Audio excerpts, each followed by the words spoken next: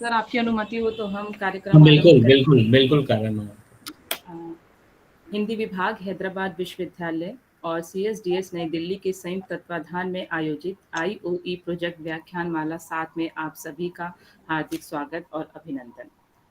आज की इस व्याख्यान माला में मुख्य वक्ता के रूप में हमारे साथ उपस्थित हैं डॉक्टर नरेंद्र शुक्ल सर और इस व्याख्यान का विषय है औपनिवेशिक भारत में स्व का जागरण और प्रतिबंधित साहित्य। सर का परिचय देने से पूर्व मैं हमारे हिंदी विभाग हैदराबाद विश्वविद्यालय के विभागाध्यक्ष से अनुरोध करती हूँ कि वे हमारे वक्ता का स्वागत करें। आदरणीय पाठक सर।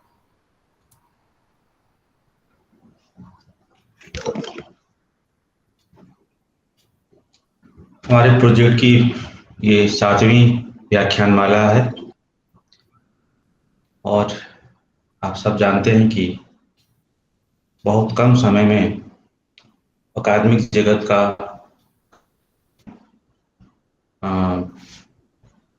अकादमिक जगत का ध्यान अपनी तरफ आकृष्ट करने में सफल हुए हैं डॉक्टर नरेंद्र शुक्ल जी। उनका हम स्वागत कर रहे हैं अपने विभाग की तरफ से, इस प्रोजेक्ट से जुड़े हुए सभी लोगों की तरफ से।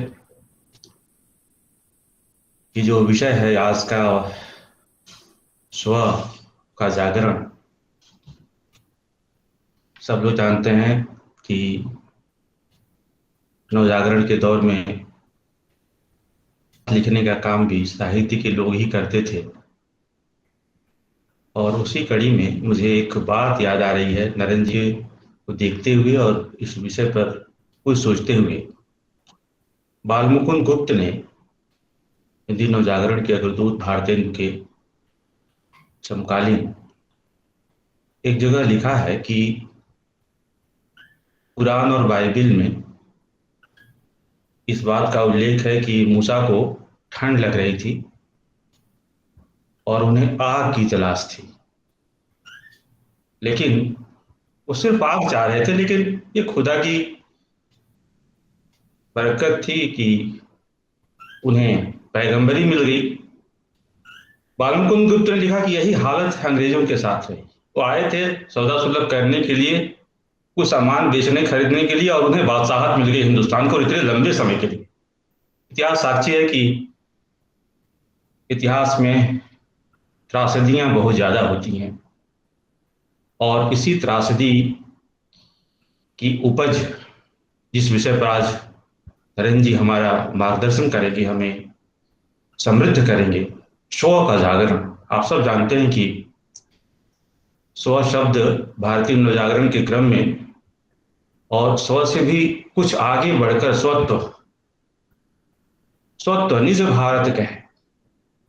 और वहां से लेकर हम कौन थे और फिर आप आगे बढ़ें, छायावाद और उसके समानांतर प्रेमचंद, पूरा का पूरा जो लेखन है लगभग 50-60 साल का हिंदी का, वह स्व की तलाश ही है।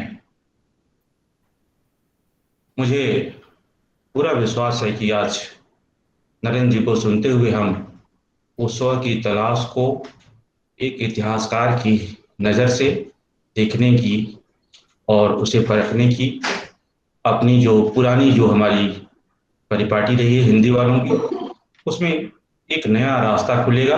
बहुत बहुत स्वागत है आपका। आपने हमारा निमंत्रण स्वीकार करके हमारा मान बढ़ाया है। इस आयोजन में मैं देख रहा हूं कि नंदिनी भट्टाचार्य जी, नीलम जी और तमाम लोग बाहर से जुड़े हुए हैं। मैं सबका हार्दिक स्वागत करता हूं। पुनः पुनः आपका अभिनंदन है और आप सबके प्रति हिंदी विभाग की तरफ से आभार। बहुत बहुत धन्यवाद सर। परिचय देने की जो औपचारिकता रही है उस दायित्व का निर्वहन करते हुए मैं आप सभी के समक्ष नरेंद्र शुक्ल सर का परिचय प्रस्तुत कर रही हूँ। आपने इतिहास विषय में पीएचडी की उपाधि प्राप्त की है। वर्तमान समय में आप अनुसंधान एवं प्रकाशन विभाग, नेहरू स्मारक संग्रहालय एवं पुस्तकालय नई दिल्ली में अध्यक्ष पद पर कार्यरत हैं। इससे पूर्व आप सीएसडीएस में भारतीय ऐतिहासिक अनुसंधान परिषद में पोस्ट डॉक्टरेट फेलो रह चुके हैं। इसके अतिरिक्त आप नेहरू मेमोरियल संग्रहालय और पुस्तकालय तथा भारतीय ऐतिहासिक अनुसंधान परिषद नई दिल्ली में जूनियर फेलो भी रह चुके हैं। वर्तमान समय में आप सिनेमा पर सेंसरशिप विषय पर काम कर रहे हैं। आपको अनेक सम्मानों से भी सम्मानित किया जा चुका है। आप केंद्रीय हिंदी निदेशालय, मानव संसाधन मंत्रालय द्वारा शिक्षा पुरस्कार से सम्मानित हैं। आपको ब्रिटिश राज और अभिव्यक्ति की स्वतंत्रता पुस्तक पर मूल लेखन के लिए भारत सरकार के गृह मंत्रालय द्वारा राजभाषा पुरस्कार से भी सम्मानित किया जा चुका है। आप अखिल भारतीय वैचारिक क्रांति मंच, लखनऊ, उत्तर प्रदेश द्वारा भी सम्मानित हैं। इसके अतिरिक्त भारत सरकार के संस्कृति मंत्रालय द्वारा बागी कलमे पर मूल लेखन के लिए भी आपको प्रथम पुरस्कार से सम्मानित किया जा चुका है। आपने औपनिवेशिक उत्तर भारत में प्रतिबंधित साहित्य तथा ब्रिटिश काल उत्तर प्रदेश में प्रतिबंधित साहित्य का एक इतिहास परक अध्ययन पर अपना शोध कार्य पूर्ण किया है। आपकी महत्वपूर्ण पुस्तकें प्रकाशित हैं: ब्रिटिश राज और अभिव्यक्ति की स्वतंत्रता, औपनिवेशिक भारत में प्रतिबंधित साहित्य 1907 से 1935, उपनिवेश, अभिव्यक्ति और प्रतिबंध, भारत में प्रेस एवं प्रेस विधि 1556 से 1947, बागी कलमे। इसके अतिरिक्त अभिव्यक्ति की स्वतंत्रता, सरकार और सरोकार पुस्तक को आपने संपादित किया है और विभिन्न पत्र पत्रिकाओं में भी आपके लेख प्रकाशित हो चुके हैं। मैं पुनः हिंदी विभाग, हैदराबाद विश्वविद्यालय और CSDS की ओर से आपका हार्दिक स्वागत और अभिनंदन करते हुए आपको आमंत्रित करती हूँ। आदरणीय नरेंद्र। ये 2010 की बात है जब पहली बार यह विषय मेरे गुरु प्रोफेसर PK श्रीवास्तव ने मुझे अपने शोध के लिए सुझाया था। उस समय उन्होंने कहा था कि यह विषय वो करना चाहते थे अपने समय में, लेकिन सब कुछ सब व्यक्ति नहीं कर सकता है, और उन्होंने बड़ी जिम्मेदारी के साथ ये विषय मुझे काम करने के लिए दिया था। और तब से आज 11 वर्ष हो गए हैं इस विषय को करते हुए, और जो कुछ भी मैंने सोचा, लिखा, पढ़ा और आज तक फॉर्मुलेट कर पाया हूँ, वो आज आपके सामने सम्मुख रखने का प्रयास करूंगा। प्रतिबंधित साहित्य सीधे जाकर स्वतंत्रता और प्रतिबंध, अभिव्यक्ति की आजादी से जुड़ता है। इसलिए सबसे पहले स्वतंत्रता और प्रतिबंध के इतिहास की परिभाषा जानने का प्रयास करते हैं। स्वतंत्रता और प्रतिबंध का इतिहास वास्तव में मनुष्य के स्वतंत्रता के, मनुष्य के अस्तित्व के गुण से उसकी एक दशा में परिवर्तन, और फिर मनुष्य की दशा से वापस उसको स्वतंत्रता को अपने अस्तित्व के गुण की तरफ पाने के लिए जो उसका निरंतर संघर्ष चल रहा है, इस पूरे संघर्ष का आख्यान है। इसको इस तरह समझें कि प्रारंभ में मनुष्य निरपेक्ष स्वतंत्रताधारी था, और जब अपने जैसे निरपेक्ष स्वतंत्रताधारी व्यक्तियों के संपर्क में आया तो धीरे धीरे उसकी स्वतंत्रता सापेक्ष होती गई। चाहे वो माता और शिशु हो, साथी हो, परिवार से समाज हो, और इस समाज और व्यवस्था चलाने के लिए एक व्यवस्था का निर्माण हुआ। और जो जैसे ही ये व्यवस्था आई, स्वतंत्रता बाधित होनी शुरू हुई और निरपेक्ष स्वतंत्रता से स्वतंत्रता सापेक्ष होती गई। यह व्यवस्था धीरे धीरे मजबूत होती हुई राज्य और संगठित धर्म में बदलती चली, संगठित धर्म के रूप में आई, और यह संगठित धर्म और राज्य धीरे धीरे व्यवस्था को अपने कब्जे में करके व्यक्ति की पूरी स्वतंत्रता और उसका समर्पण की मांग करने लगे। और यह स्वतंत्रता और समर्पण की मांग धीरे धीरे व्यक्ति की स्वतंत्रता पर प्रतिबंध के रूप में सामने आई। लेकिन हम जानते हैं कि मनुष्य का गुण है अपनी स्वतंत्रताओं को अस्तित्व के गुण के रूप में पाने की चाहत की ओर संघर्ष करना, और यह संघर्ष ही अव्यक्त की स्वतंत्रता की को अस्तित्व के गुण की तरफ पाने की ओर संघर्ष का प्रस्थान बिंदु बन जाती है।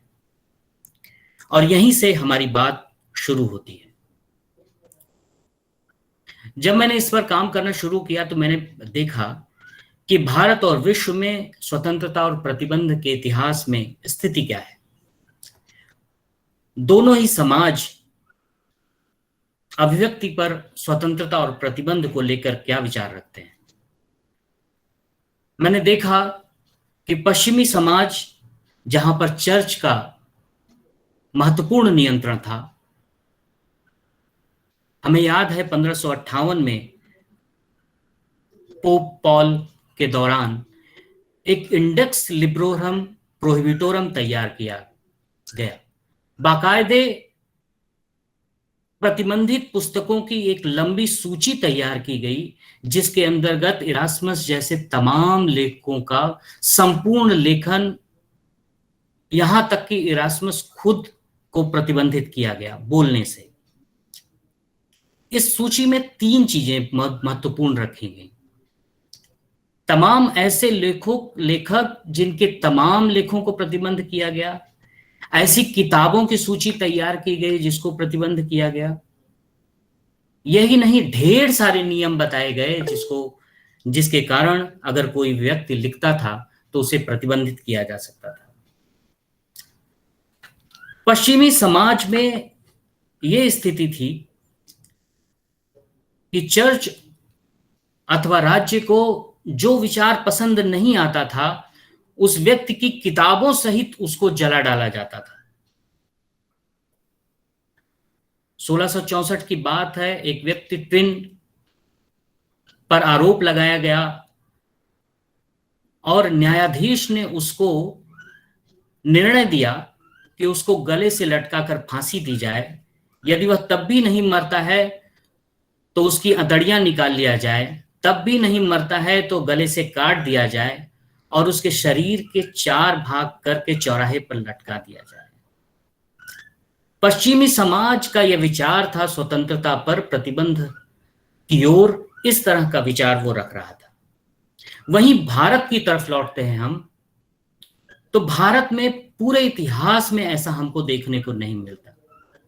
प्रश्न यह है कि आखिर भारत में ऐसा देखने को क्यों नहीं मिलता? उसका कारण है भारतीय संस्कृति की आनो भद्राः क्रतुयन्तु विश्वतः की तरफ अपने को पोषित करने की, जहां पर समस्त प्रकार के विचार को आने और जाने के खुले ढंग से रखने का विचार है। केवल यही नहीं, भारत में जब तमाम तरह के आक्रमणकारी आना शुरू हुए, शुरू में हमने देखा कि कैसे लाइब्रेरी की लाइब्रेरियां जला दी गईं, लेकिन वही लोग यहां पर 200-300 साल रहने के बाद हम देखते हैं कि कबीर अपनी पुरजोर आवाज में वो सब कुछ कह रहे हैं जो एक राज्य और समाज पर प्रहार कर सकता है। इसके बावजूद वो अपने जिंदा दिली के साथ जिंदा रहते हैं और अपनी बात कहते रहते हैं। भारत में स्वतंत्रता और प्रतिबंध के इतिहास को देखना है, इसका इतिहास ही तब से शुरू होता है जब वास्तव में अंग्रेजों के द्वारा यहां पर प्रेस और अखबार की बात शुरू होती है। लेकिन हमको ये ध्यान रखना चाहिए कि 1556 से पहला प्रेस लग चुका है और वो बात आती है 1780 में। मैं बड़े जिम्मेदारी के साथ कह रहा हूं और कहना चाहता हूं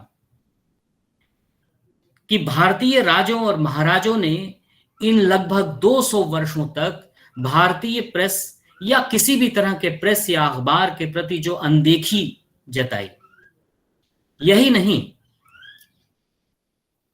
विदेशी प्रेसों और उनकी अखबारों के प्रति जो अनदेखी जताई, उसका परिणाम यह निकला कि वो यूरोपीय शक्तियों के मूल चरित्र से भिन्न हो गए, पहचान नहीं पाए। अभी आदरणीय गजेंद्र जी कह रहे थे कि यूरोपीय व्यापारियों के भेष में आए। याद कीजिए वह समय, अगर पश्चिमी देशों के में छप रहे अखबार और वहां क्या चल रहा है इसके बारे में भारतीय राजाओं को जानकारी होती, तो क्या उनको पता नहीं होता कि यूरोपीय अमेरिका में कैसे प्रवेश किए और उन्होंने अमेरिका के साथ क्या किया, अमेरिका की स्वतंत्रता कैसे पाई? शायद हम और सही ढंग से प्रत्युत्तर दे सकने की स्थिति में होते। गुलामी से अगर ना भी बच पाते तो हम शायद और ठीक ढंग से उत्तर देने की स्थिति में होते। इस श्रृंखला में कई व्याख्यान हो चुके हैं। श्रीमान निशांत जी का, आदरणीय राधा वल्लभ जी का, हसन इमाम जी का, और तमाम बातें कही जा चुकी हैं। मैं अपने व्याख्यान में कोशिश ये करूंगा कि जो महत्वपूर्ण बातें कही जा चुकी हैं उनको छोड़ता चलूं, किंतु जहां मुझे लगेगा कि कुछ बात जो कही जा चुकी है उसमें कुछ सूक्ष्म व्याख्या देने की आवश्यकता है तो मैं देता चलूंगा। भारत में अभिव्यक्ति की स्वतंत्रता उस प्रेस के साथ शुरू हुई जिसे अंग्रेजों ने खुद लगाया, पोषित किया और अपने पॉपुलर वॉइस के लिए, जिसको वो पॉपुलर वॉइस कहते थे, वो अंग्रेजी सत्ता वाला समाज था जिसकी आवाज थी। उस वॉइस की आवाज रखने के लिए जिस प्रेस को वो पोषित कर रहे थे, उसके लिए वो प्रेस को आगे बढ़ा रहे थे, किंतु वही प्रेस धीरे धीरे उनके लिए विभीषिका साबित होता चला गया। लेकिन यह बहुत सरल मामला नहीं है, क्योंकि भारतीय अभिव्यक्ति की स्वतंत्रता की बात को समझ पाने में बहुत समय लगाया भारतीयों ने।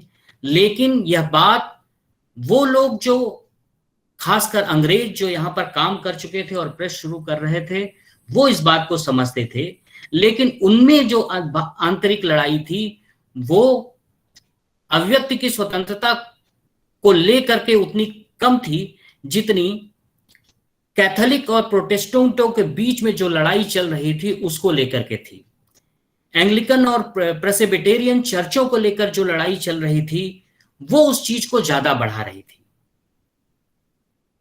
इन चर्चों में से प्रमुख लोग सत्ता में थे और जो प्रेस चला रहे थे वो लोग प्रेस्बिटेरियन थे, और इन दोनों में जो लड़ाई बाहर चल रही थी वो लड़ाई भारत में आकर के प्रेस के साथ शुरू हुई।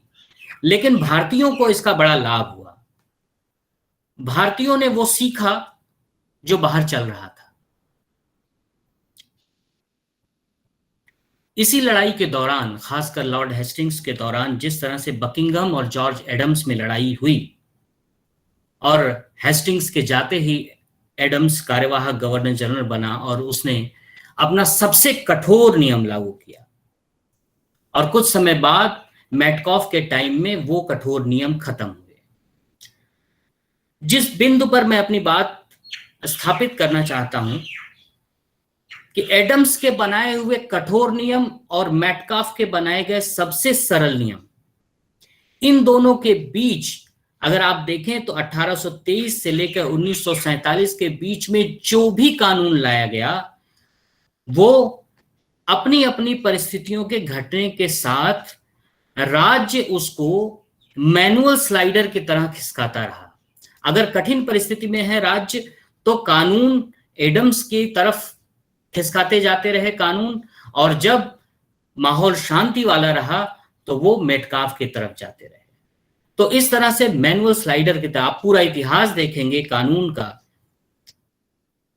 प्रेस की अभिव्यक्ति की स्वतंत्रता से जुड़े हुए आए हुए कानूनों का, तो आप पाएंगे कि ये लगातार मैनुअल स्लाइडर की तरह खिसकाए जाते रहे।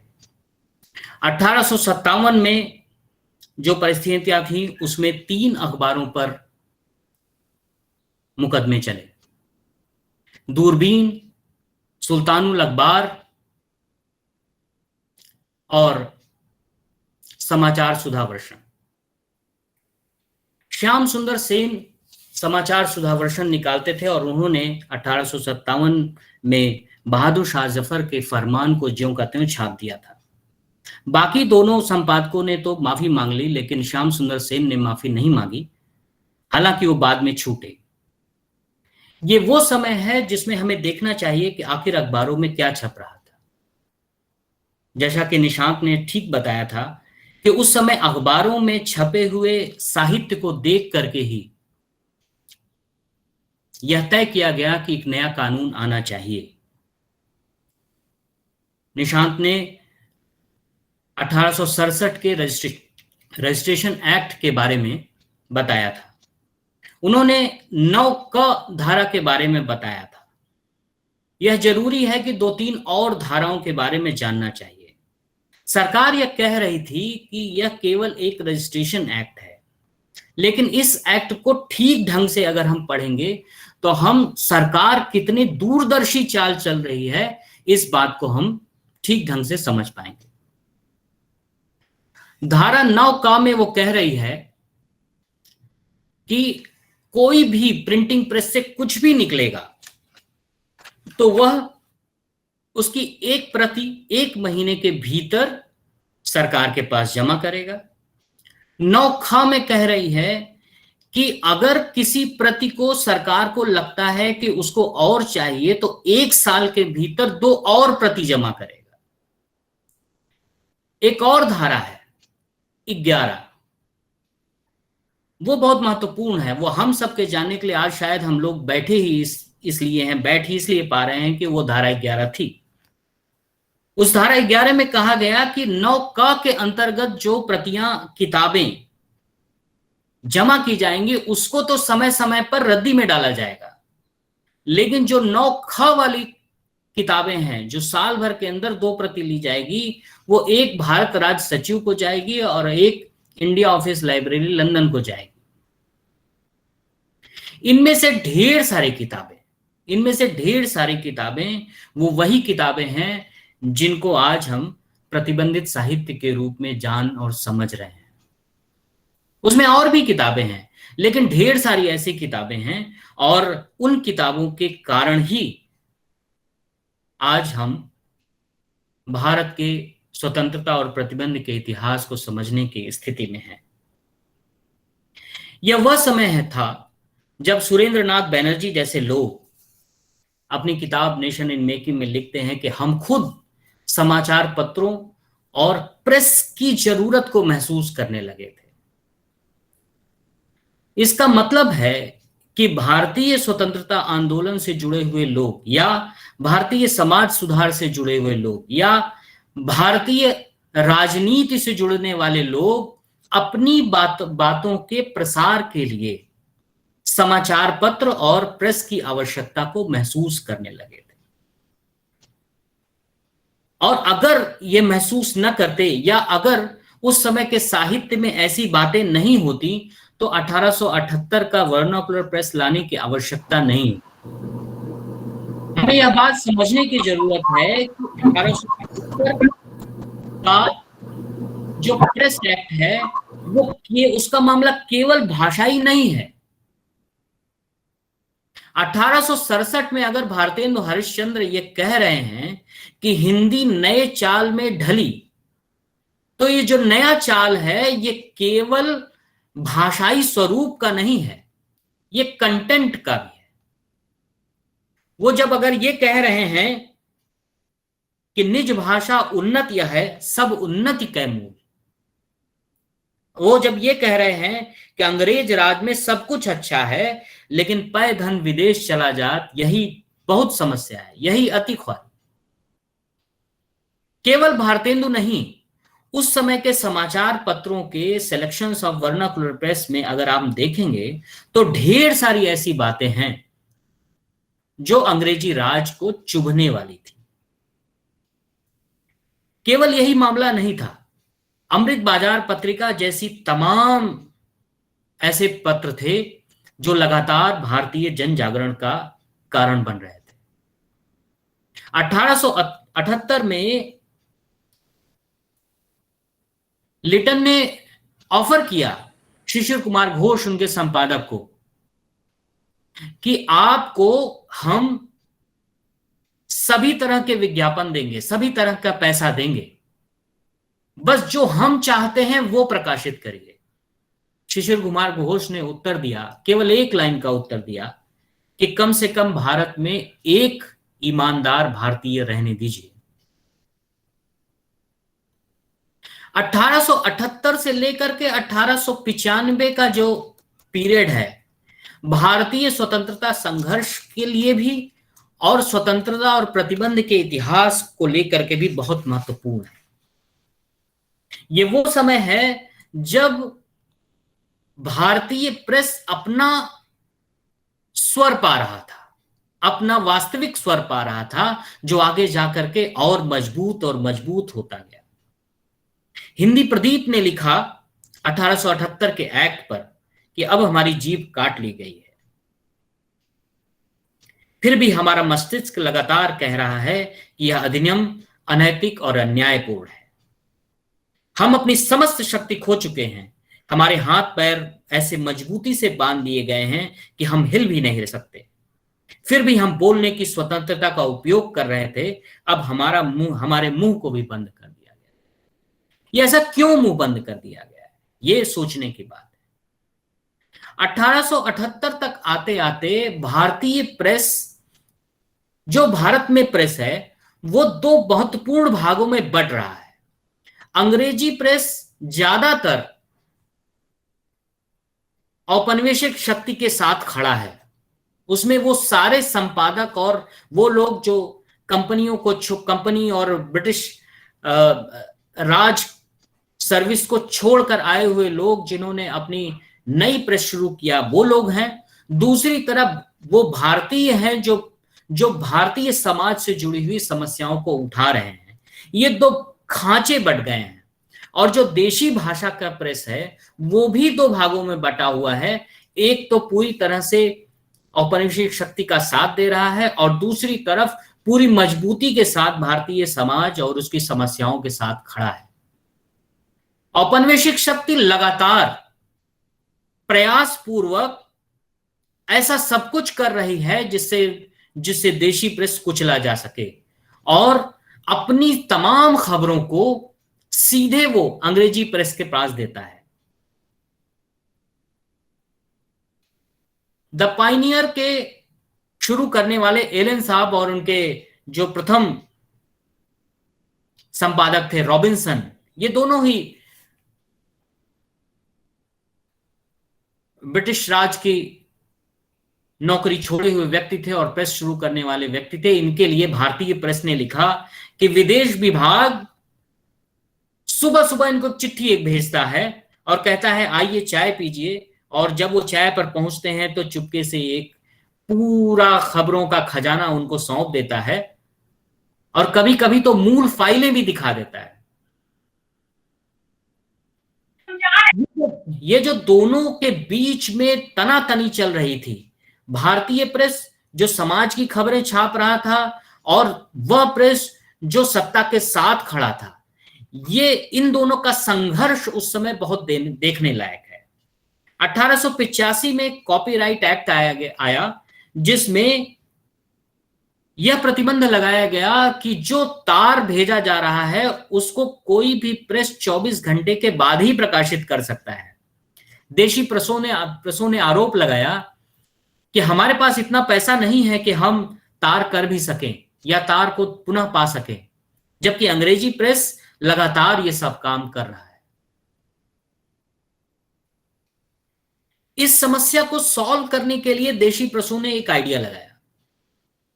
देशी प्रेसों ने क्या किया कि ब्रिटिश राज के अंतर्गत वो लोग जो क्लर्कों के रूप में काम करते थे उनको अपनी प्रेसों में नौकरी देना शुरू किया और इसके द्वारा वो तमाम जानकारियां, जो सरकारी जानकारियां जो लोगों के पास नहीं जानी थी, वो सीधे देशी प्रेसों के पास पहुंचने लगी। यहां तक कि 1889 में जब काउंसिल सुधारों की बात आई, उस समय डफरिन के अप्रूवल के पहले वो छप गया, क्योंकि एक क्लर्क ने वो सारी सामग्री उठा करके प्रेस को दे दी थी। गिलगित प्रपत्र ऐसे ही पूरी तरह से ज्यों की त्यों छप गए। इस पर अंग्रेज सरकार काफी नाराज हुई और नाराज होने के बाद 1889 में ऑफिशियल सीक्रेट एक्ट लाया, जिसको जो बार बार संशोधन होता रहा। उस सीक्रेट एक्ट पर भी काफी ज्यादा देशी प्रेस ने अपनी बात रखी। ये जो पीरियड है 1878 से लेकर के 1895 के बीच में, इसमें देखिए जरा कि किस तरह का प्रकाशन हो रहा है और कितना प्रकाशन हो रहा है। 1878 में 629 प्रकाशन हो रहे हैं, 1889 में 541, 1880 में 409 समाचार पत्र जो प्रकाशित हो रहे हैं, 1882 में 1193, 83 में 960, 84 में 764, और 1885 में 1290। अब आप जरा इसकी ट्रेजेक्टरी को ध्यान से देखें। लिटन के काल से लेकर के रिपन के काल और डफरिन के काल, अगर कोई ऐसा वायसराय है जो अव्यक्ति की स्वतंत्रता को उस तरह से नहीं समझता है जिस तरह से लिटन समझ रहा है, तो उसके काल में प्रकाशन बढ़ रहा है। और जब जब वायसराय कमजोर हो रहा है, चाहे एल्बर्ट बिल विवाद हो, वो वर्ष, उन वर्षों में प्रकाशन घट रहा है। ठीक इसी समय एक समय ऐसा आता है जब एकाएक उर्दू अखबार बहुत कम होने लगते हैं और हिंदी अखबार बहुत तेजी से बढ़ने लगते हैं, और एक वर्ष ऐसा आता है जिसमें उर्दू अखबार बहुत तेजी से के साथ बाहर आते हैं। उस समय जो हिंदी और उर्दू को लेकर चीजें चल रही थी, उसको समझने के लिए एक नई दृष्टि दे सकता है। एक और चीज हम समझ सकते हैं, इस समय क्या छप रहा है भारतीय प्रेस से, किताबों के रूप में क्या छप रहा है। दुर्गेश नंदिनी का अनुवाद हो रहा है, अवध का इतिहास लिखा जा रहा है, भारतवर्षीय लोगों का संक्षिप्त इतिहास, किसानों की दुर्दशा, प्राचीन इतिहास के महत्वपूर्ण क्षण, शंकर दिग्विजय, शंकराचार्य की जीवनी, जंग है हथसाला, अमेरिकी स्वतंत्रता का इतिहास, महाभारत का अनुशासन पर्व, इंग्लिस्तान का कच्चा चिट्ठा। ये वो चीजें हैं जो भारतीय प्रेस से प्रकाशित हो रही हैं। एक और महत्वपूर्ण चीज देखने लायक है, 1888 में जो कुल प्रकाशन आए संयुक्त प्रांत से, वो थे 1362। वो जो संख्या मैंने बताई थी वो संयुक्त प्रांत से प्रकाशित होने वाले पत्रों की थी, प्रकाशनों की थी, 1362। जब 1362 और लगातार बढ़ रही है, ऐसे में प्रशासन ने पूछा कि आखिर ये संख्या बढ़ क्यों रही है तेजी के साथ। तो उत्तर दिया जाता है, उत्तर पश्चिम प्रांत एवं अवध की प्रशासनिक रिपोर्ट क्या कहती है, देखना चाहिए। हालांकि देश के अन्य भागों की अपेक्षा यहां का देशी प्रेस का स्वर नम्र है, किंतु आजकल यहां के देशी प्रेस में हिंसात्मक तरीके और कुतर्क की नकल की जो प्रवृत्ति जो संभवतः लगातार बढ़ रही है देखने को मिलती है।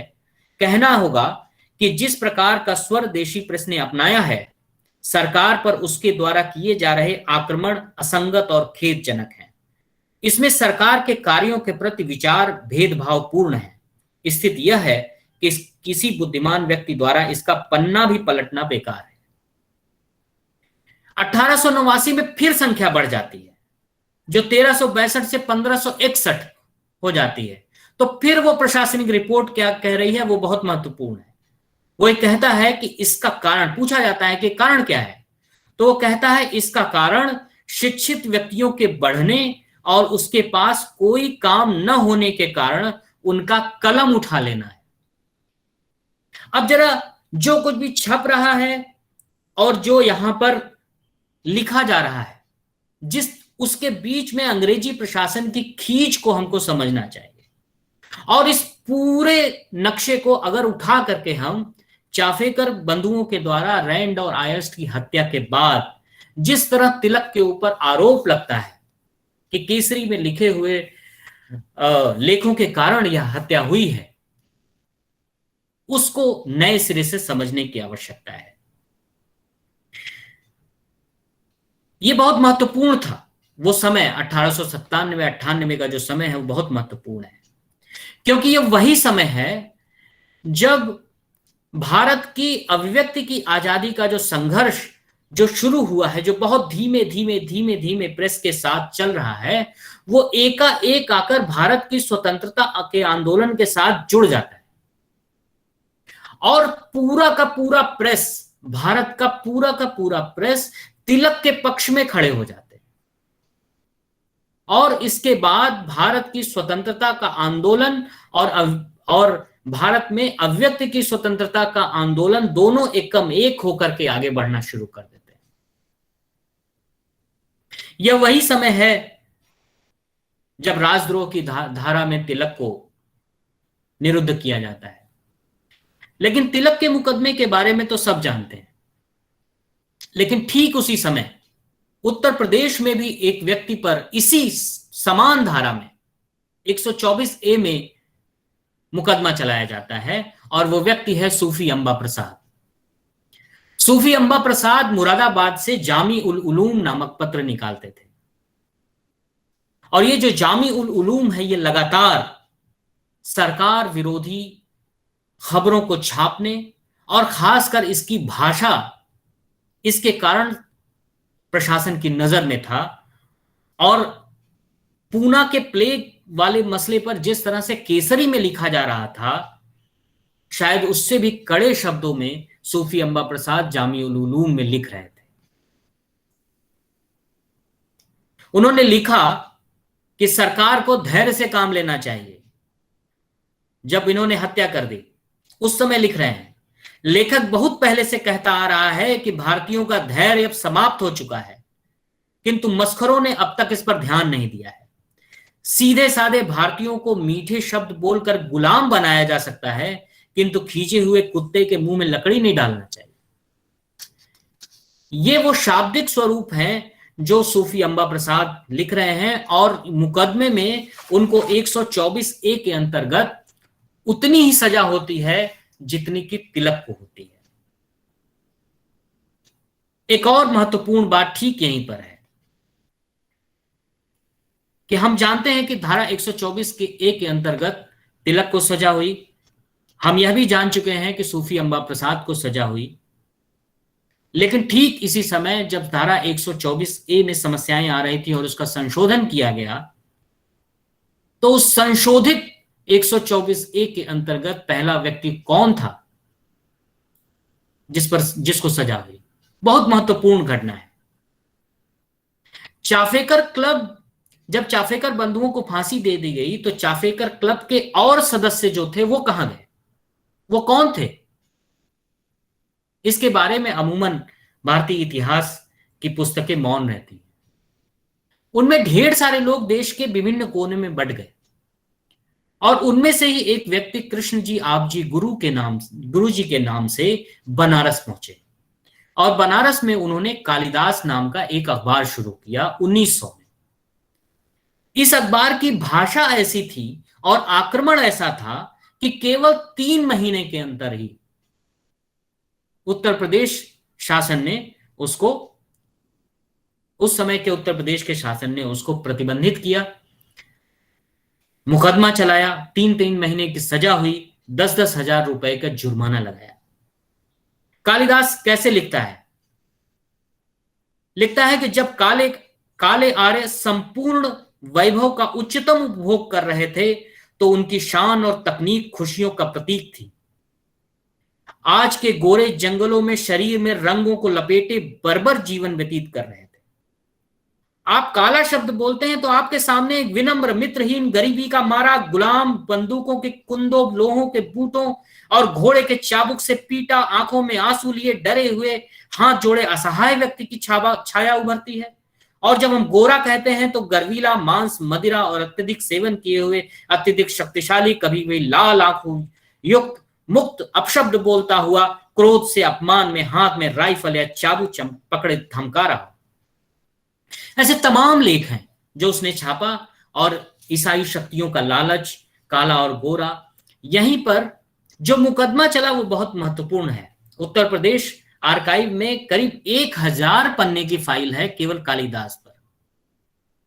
और उस मुकदमे का आप स्वरूप देखिए और मुकदमे में कटघरे में खड़े होकर जब कृष्ण जी आप जी गुरु जी सवालों का जवाब दे रहे हैं तो आपको लगेगा अरे 30 साल बाद, जैसे भगत सिंह को हम सवालों का जवाब देखते हुए पाते हैं, 30 साल पहले कृष्ण जी आप जी गुरु जी उन सवालों का जवाब वैसे दे रहे हैं।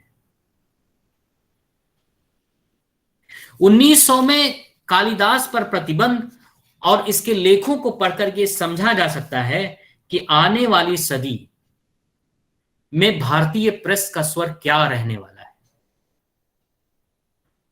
मैंने अपनी किताब ब्रिटिश राज और अभिव्यक्ति की स्वतंत्रता में 1905 के आसपास जो भारत में विभिन्न राज्यों में प्रेस थे उसकी कुछ आंकड़े दिए हैं। पंजाब उत्तर पश्चिम सीमा प्रांत में 263 प्रेस, मद्रास में 304, संयुक्त प्रांत में 197 और इस तरह से ढेर सारे। पूरे देश में फैले हुए। और इस प्रेसों से जो सामग्री आ रही है वो वास्तव में स्व के जागरण का कारण बन रहा है। जो 1900 से 1910 का जो दशक है, भारतीय स्वतंत्रता आंदोलन के लिए, भारतीय स्व के जागरण के लिए बहुत महत्वपूर्ण है। पंजाब में डेंजील इबिस्टन एक मिनट जारी करता है और यह कहता है कि बंगाल से जो जहर फैल रहा है वो अब पंजाब के युवकों को प्रभावित कर रहा है, और अगर इसको नहीं रोका गया तो ये पूरे पंजाब में फैल जाएगा। ये कौन सी जहर थी? ये किस जहर की बात कर रहा है? ये भारतीय स्व के जागरण के लिए बंगाली अखबारों में जो कुछ छप रहा था उस समय, और पंजाब में जिस तरह का क्रांतिकारी युवा एकत्र हो रहा था और अपनी बात खुलकर कह रहा था, ये उस जहर की बात कर रहा था। हमें पता है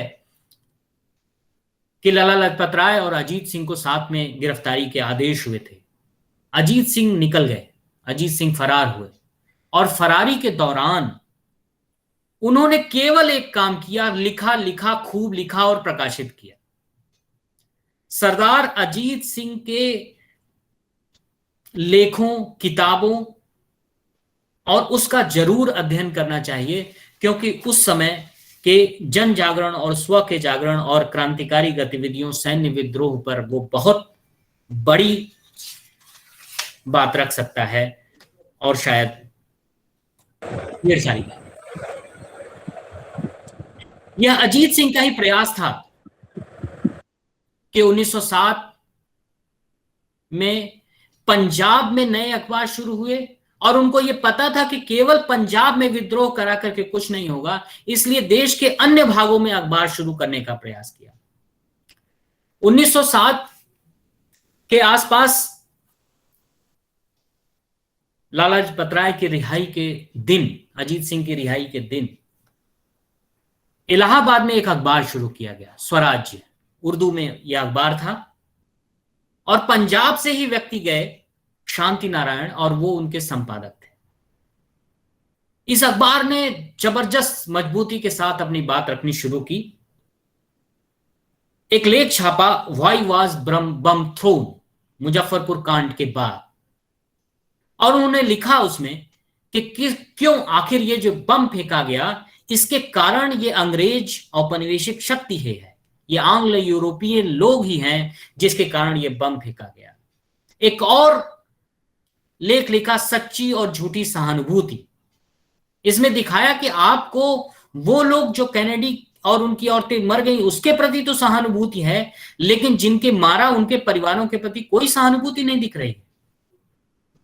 ऐसे तमाम लेख शांति नारायण को और उसके बाद आने वाले जितने भी संपादक थे, स्वराज्य, लगातार उनके संपादकों को सजाएं होती रही, 20 साल, 15 साल, 8 साल, 3 साल, और उनके सब संपादकों की कुल सजाएं मिला दिया जाए और काला पानी की सजाएं मिला दिया जाए तो कम से कम लगभग 125 साल की सजाएं।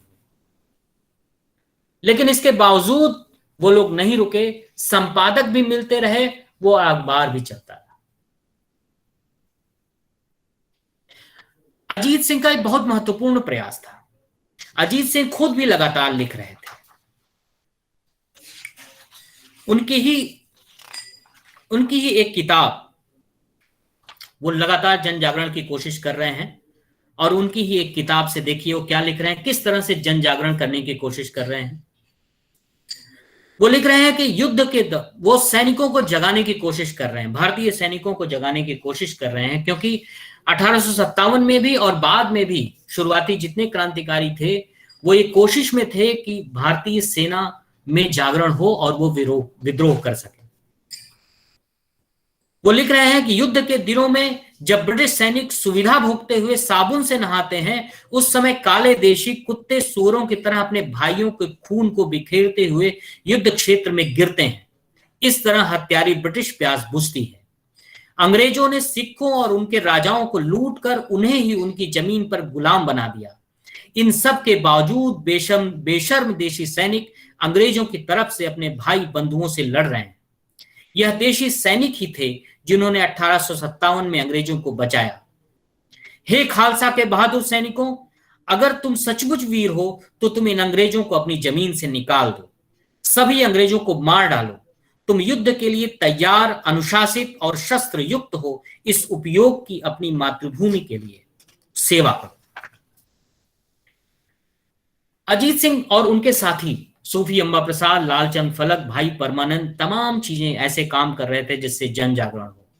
अजीत सिंह के कहने पर सूफी अंबा प्रसाद ने 1908 में nationalism and present condition of the country, जो अरविंद घोष की एक पुस्तिका थी, उसका अनुवाद करके बांटा।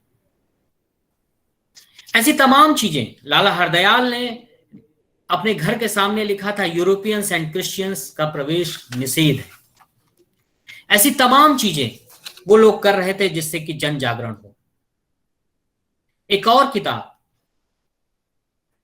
दिल्ली में, खासकर दिल्ली में एक साहब थे हैदर रजा खान। वो दिल्ली में आफताब नामक एक पत्र निकाल रहे थे। ये पत्र क्या छाप रहा था, देखिए। स्वतंत्रता का पौधा तब तक जड़ें नहीं पकड़ता जब तक पवित्र धरती युवाओं के ताजे और गर्म खून से सींची नहीं जाती। देश के सिर पर एक शाही छाया है जो स्वाभिमानी युवाओं के शरीर युद्ध में घोड़ों के खुरों के नीचे कुचल रही है। प्रकृति ने स्वतंत्रता के लिए खून भरे प्याले का शुल्क निर्धारित किया है। जब तक स्वतंत्रता को यह खून पीने के लिए नहीं मिल जाता, वह तृप्त नहीं हो जाती। यह जान लेना चाहिए कि कोई भी देश शांति से नहीं रह सकता। सच यह है कि बिना युवाओं के बलिदान के स्वतंत्रता की बात भी करना मूर्खतापूर्ण है। लेकिन जब यह छप रहा था तो औपनिवेशिक प्रशासन क्या कर रहा था? औपनिवेशिक प्रशासन की पत्रावलियों में आप देखेंगे तो वो लगातार केवल इस बात से जूझ रहा है कि इस पर्टिकुलर प्रकाशनों को प्रतिबंधित करें कि ना करें, क्योंकि जैसे ही वो प्रतिबंध करते थे वैसे ही एकाएक उस प्रकाशन की मांग बढ़ जाती थी और वो बहुत तेजी के साथ पूरे देश में फैलना शुरू करता था। और ये जो फैलाव है ये जन जागरण का कारण बनता था। इसलिए लगातार वो अपनी फाइलों में कह रहे हैं कि जब तक बहुत जरूरत ना हो प्रतिबंधित न करें। ठीक उसी समय एक किताब प्रेमचंद के द्वारा भी लिखी गई, सोजे वतन। अभी अभी एक किताब आई है आदरणीय प्रदीप जैन जी की, जिन्होंने लिखा है सोजे वतन जब्ती की सच्चाई। चूंकि यह प्रतिबंधित साहित्य पर ही है, इसलिए मैं इस बात को जरूर कहना चाहता हूं कि जब्ती और बैनिंग में अंतर है। जो कुछ भी जब्त हुआ है कोई जरूरी नहीं है कि वो बैंड हो, क्योंकि लेकिन कई बार ऐसा पोज किया जाता है कि जो चीज जब्त है वो बैंड भी है।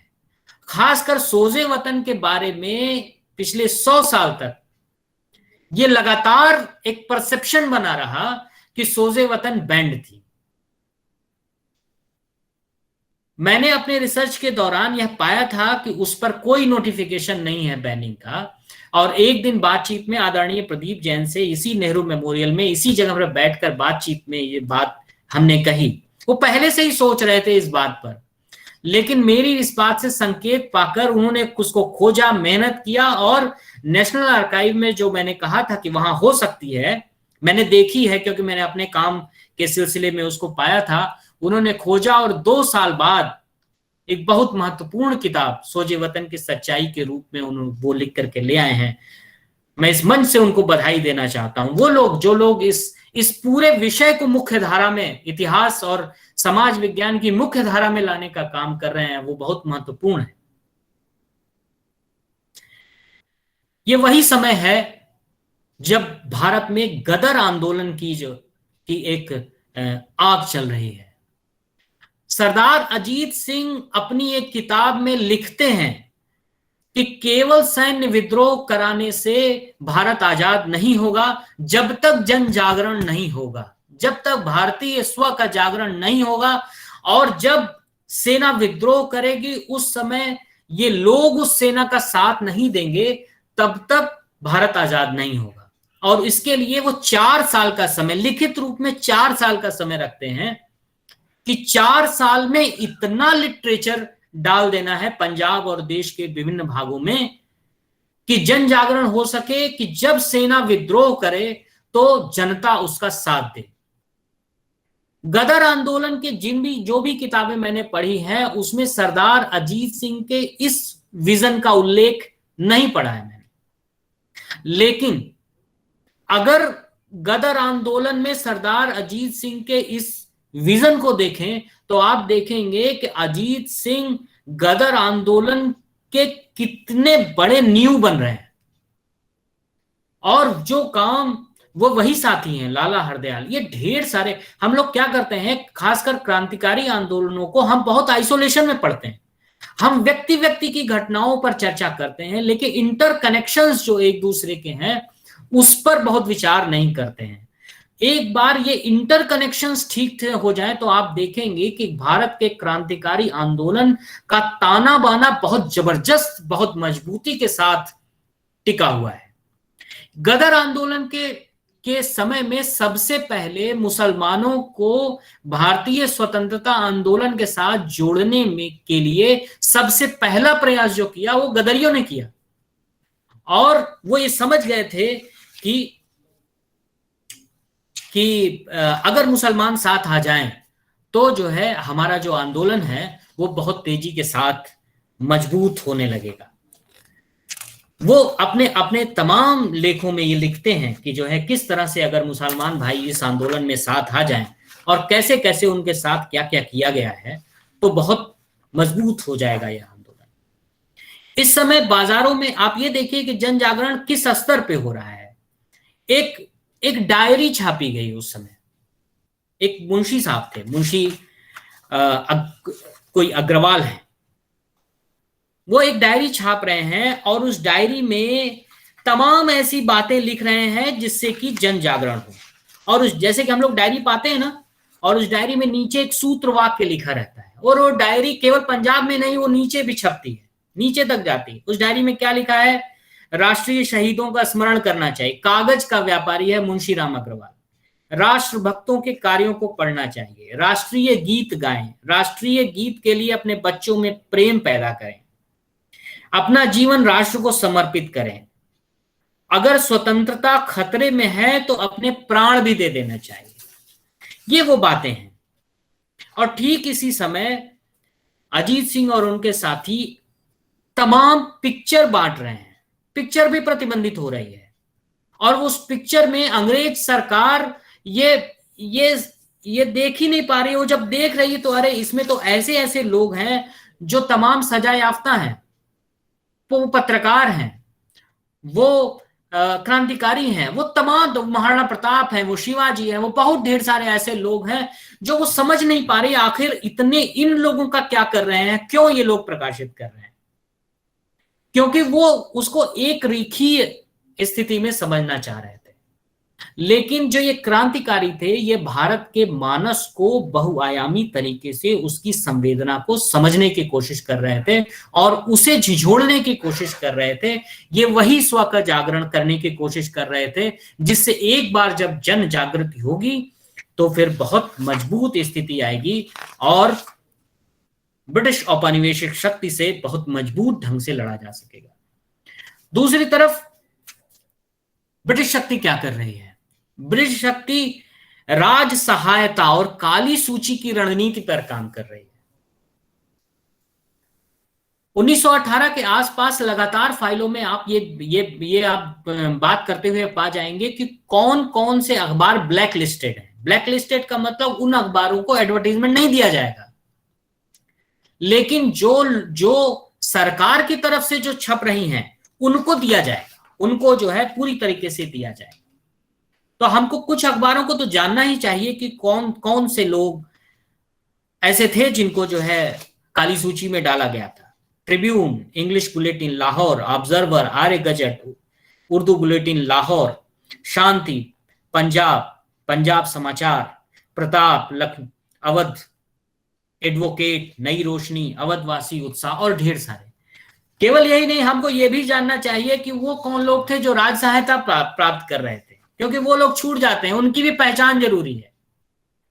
गोरखपुर से एक पंडित शिव कुमार शास्त्री थे, वो ज्ञान शक्ति नामक अखबार निकालते थे, और उस फाइल को जिसमें ये मुझे मिला है वो बहुत मजेदार है। वो काश जो भी लोग रिसर्च कर रहे हैं उसको पढ़ना चाहिए कि आखिर क्या स्ट्रेटजी है, किस तरह से पैसा देकर, ठीक उस समय जब गांधी जी अपना सविनय अवज्ञा आंदोलन चला रहे हैं, तो ज्ञान शक्ति को पैसा देकर के एक पैम्फलेट, एक पहले अखबार में, फिर उसको पैम्फलेट जैसा करके 10-10 हजार बंटवाया जाता है, और उसका शीर्षक रहता है ठहरो।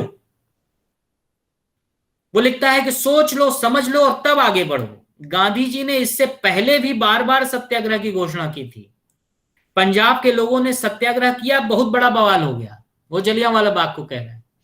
और ऐसे ढेर सारी चीजें हैं जिसमें वो गांधी जी के तमाम जितने पुराने हैं उनको लेके आता है, और ये कहता है कि अगर तुम करोगे तो बहुत बड़े पछतावे में होगे।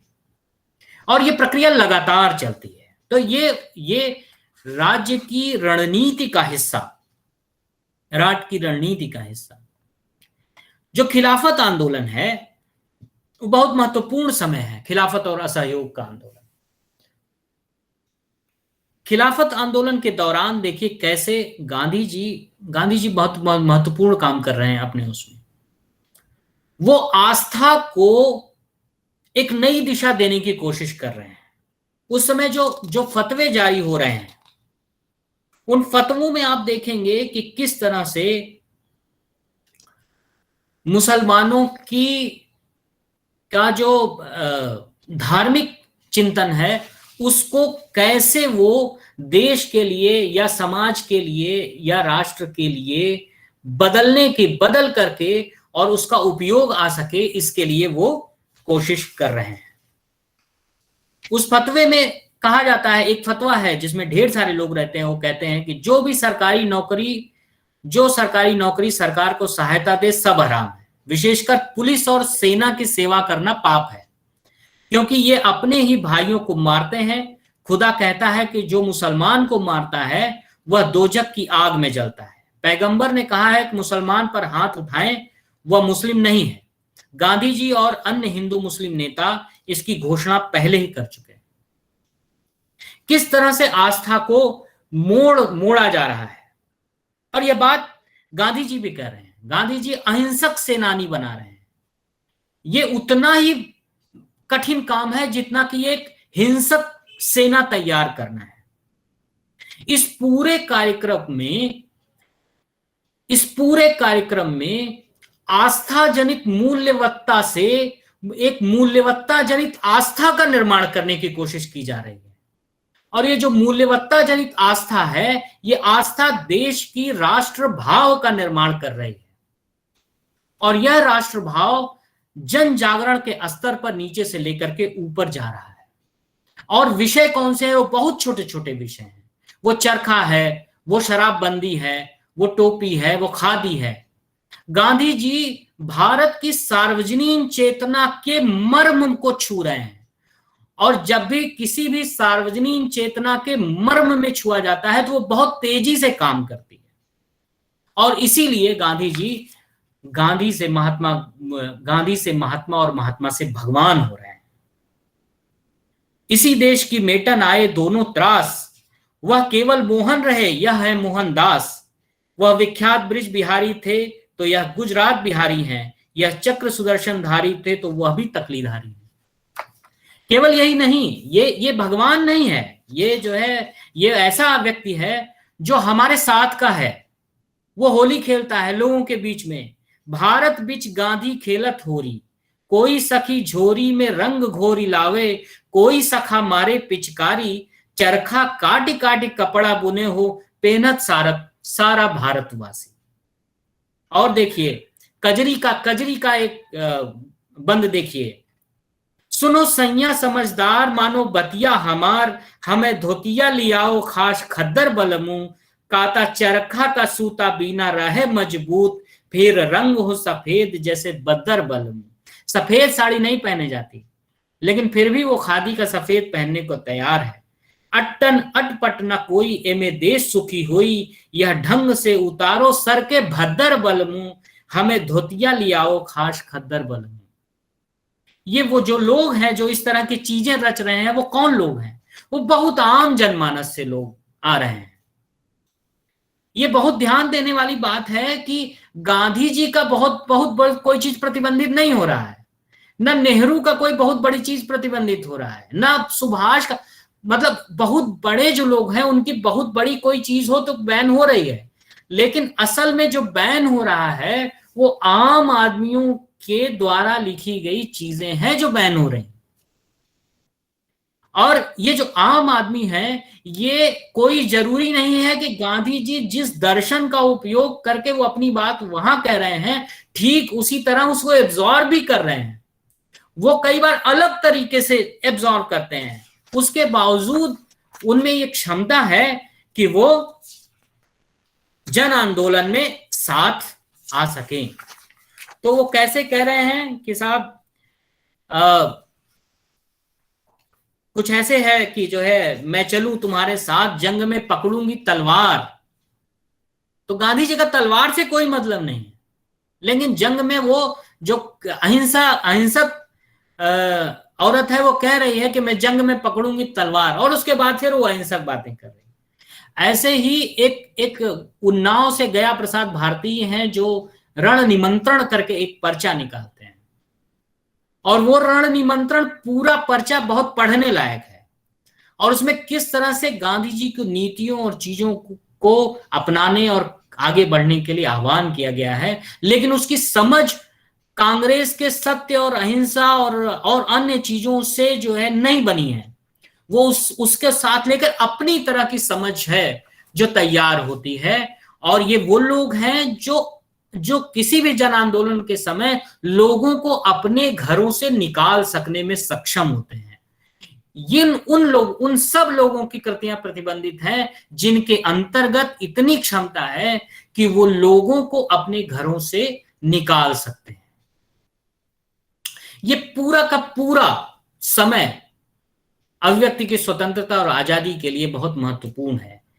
ये वो समय है जब तमाम अध्यादेश लाए जा रहे हैं। उस समय 1930 के आसपास कई अध्यादेश प्रतिबंध के लिए लाए गए और अखबारों को तमाम जब्त किया गया। उसी में से एक वर्तमान अखबार है जिसका एक बहुत महत्वपूर्ण टुकड़ा है, मैं आपको बताना चाहता हूं।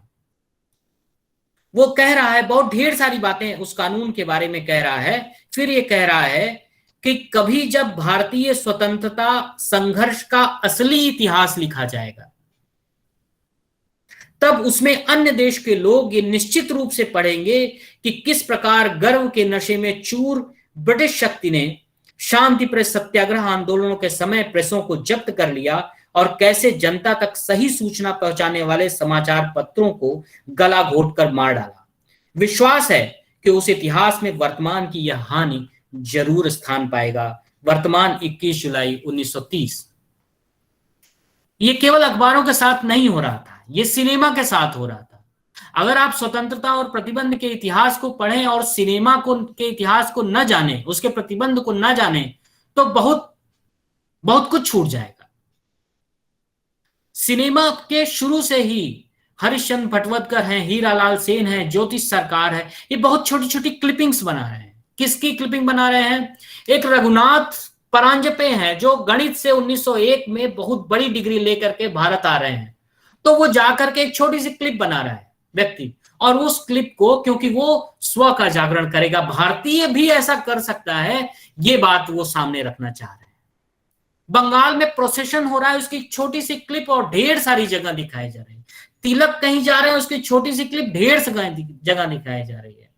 दादा साहब फाल्के अगर भस्मासुर मोहिनी, कृष्ण मर्दन और तमाम चीजें बना रहे हैं, तो उस समय वो वही काम कर रहे हैं। आस्था जनित मूल्यवत्ता को आगे बढ़ाकर मूल्यवत्ता जनित आस्था का निर्माण कर रहे हैं।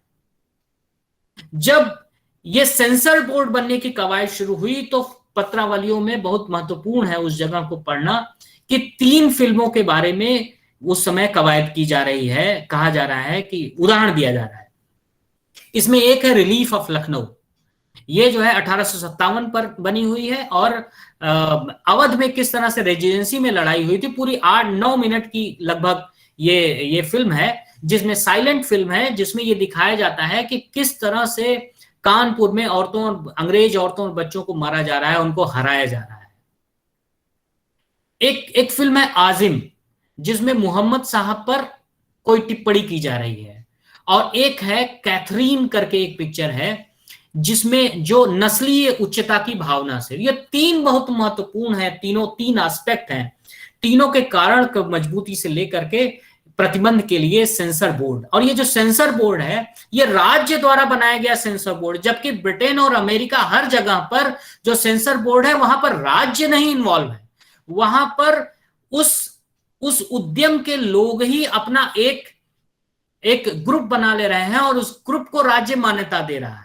ये एक लोकतांत्रिक प्रक्रिया है, लेकिन भारत में वह लोकतांत्रिक प्रक्रिया नहीं लागू की जा रही है। भारत में स्टेट इन्वॉल्व हो रहा है और स्टेट सेंसर बोर्ड बना रहा है। और पहली जो प्रतिबंधित होने वाली फिल्म है वो भक्त विदुर है 1921 में, और भक्त विदुर में विदुर और गांधी जी के साम्य को दिखाते हुए किस तरह से वो चीजें आगे बढ़ रही हैं, और इस कारण से वो जो है प्रतिबंधित की गई।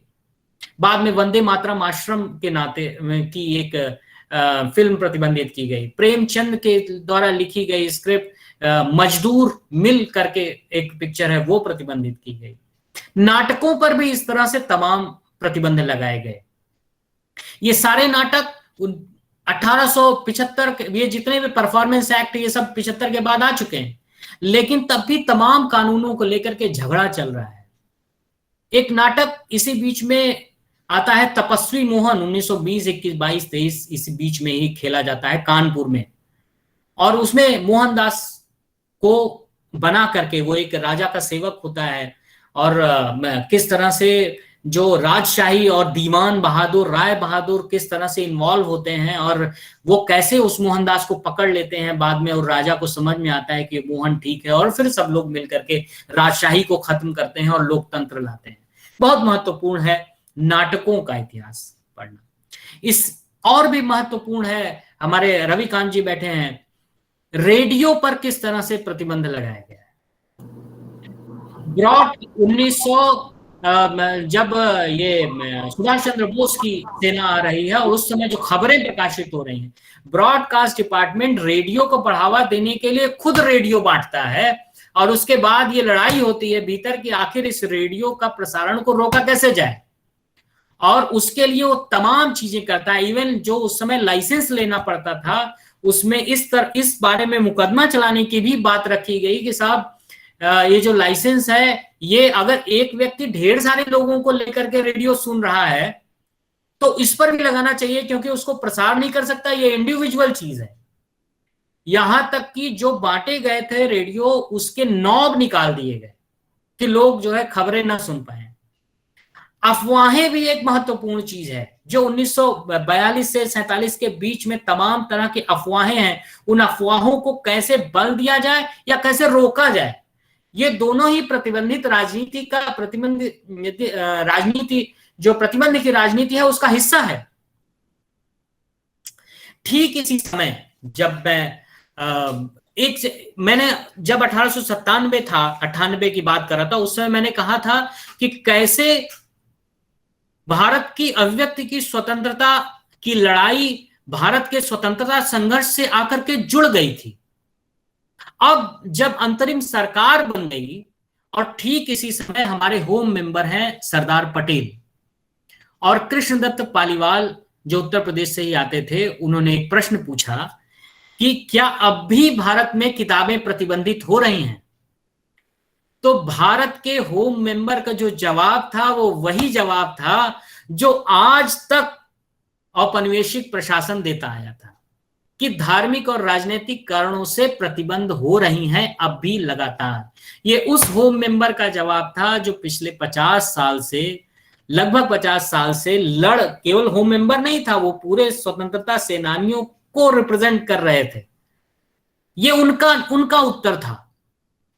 केवल बात यहीं तक नहीं थमती है, आप इसको यूं भी समझिए कि 1947 और 1950 में संविधान बनने के बाद भारत की में अभिव्यक्ति की आजादी दी गई मूल अधिकार के तौर पर।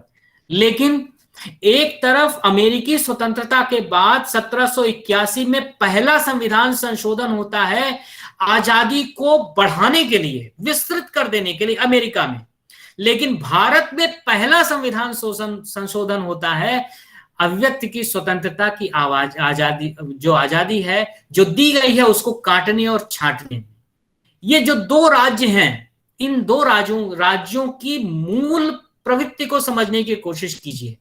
नेहरू सरकार क्या कर रही है और उस समय की जो अमेरिकी सरकार है वो किस तरह से इस विषय को ले रही है, इसको समझने की जरूरत है।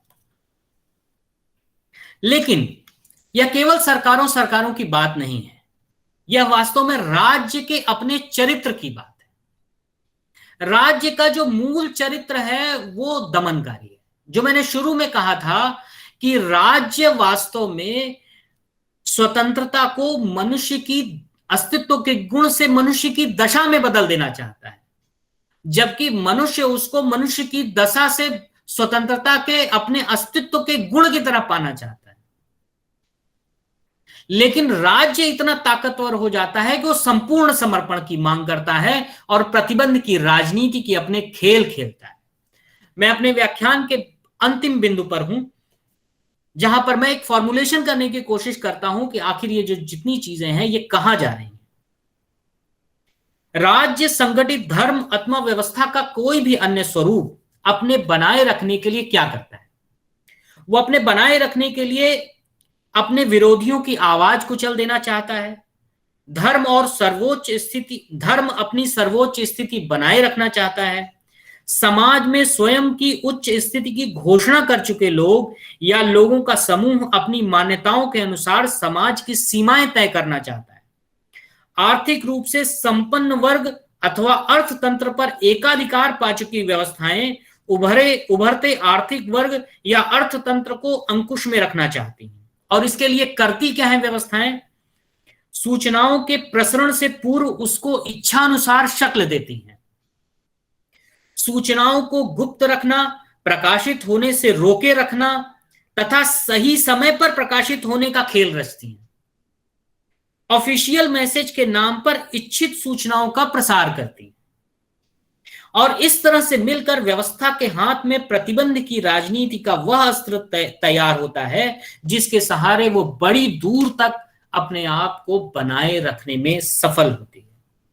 लेकिन इस बात को हमको समझना चाहिए कि राजनैतिक, धार्मिक, आर्थिक, सामाजिक हर तरह के प्रतिबंध में राजनैतिक प्रतिबंध सबसे ज्यादा खतरनाक है, क्योंकि वो राजनीति ही इस तमाम तरह के प्रतिबंध की राजनीति की असली चालक शक्ति होती है। इसलिए सदैव उस पर नजर रखनी चाहिए। किसको नजर रखनी चाहिए? लोकतंत्र के लोक को नजर रखनी चाहिए, क्योंकि जो राज्य और अभिव्यक्ति की स्वतंत्रता के बीच में जो संबंध है वो समानुपाती होता है, इनडायरेक्शनल प्रोपोर्शनल होता है। राज्य और अभिव्यक्ति की स्वतंत्रता के बीच में संबंध इनडायरेक्टली प्रोपोर्शनल होता है। अगर हम किसी जगह पर अभिव्यक्ति की स्वतंत्रता बढ़ाएंगे तो राज्य की ताकत कम होती जाएगी, और अगर राज्य की ताकत बढ़ती जाएगी तो साधारण तौर पर अभिव्यक्ति की स्वतंत्रता की जो वो है वो कम होती जाएगी। एक और सूत्र है, लोकतंत्र और अभिव्यक्ति की स्वतंत्रता डायरेक्टली प्रोपोर्शनल है। अगर लोकतंत्र कहीं बढ़ेगा तो जाहिराना तौर पर अभिव्यक्ति की स्वतंत्रता बढ़ेगी, या अभिव्यक्ति की स्वतंत्रता बढ़ेगी तो जाहिराना तौर पर लोकतंत्र की स्वतंत्रता बढ़ेगी। एक तीसरा सूत्र फिर से फॉर्मुलेट करने की कोशिश करते हैं, लेकिन वो बहुत बड़ा प्रश्न है। मैंने आपको बताया कि राज्य और अभिव्यक्ति की स्वतंत्रता इनडायरेक्टली प्रोपोर्शनल है। राज्य, लोकतंत्र और अभिव्यक्ति की स्वतंत्रता डायरेक्टली प्रोपोर्शनल है, तो क्या राज्य और लोकतंत्र इनडायरेक्टली प्रोपोर्शनल है? यह एक बहुत बड़ा प्रश्न है और इस प्रश्न को खोजना है। और लोकतंत्र के जिस चेहरे में हम जी रहे हैं उसमें जिस तरह की खामियां हैं अगर लोकतंत्र के इस चेहरे को ठीक करना है और नए चेहरे की प्राप्ति करनी है तो अभिव्यक्ति की स्वतंत्रता की आजादी देनी ही होगी और उसके साथ ही लोकतंत्र का नया चेहरा खड़ा होने की स्थिति में होगा।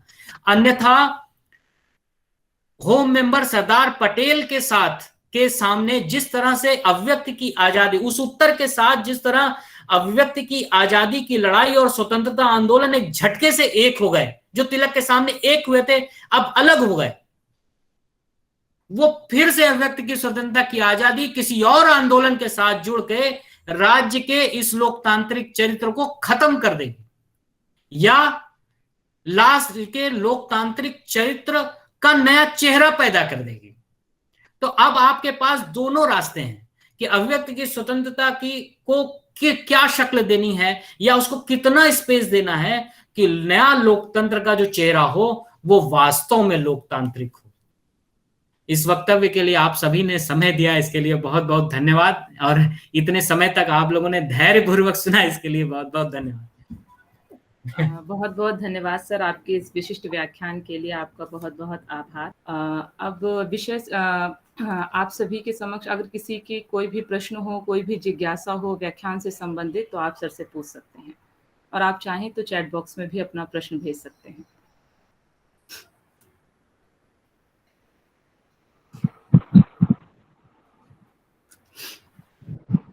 हेलो हेलो जी बताएं। बस एक सवाल छोटा सा है सर।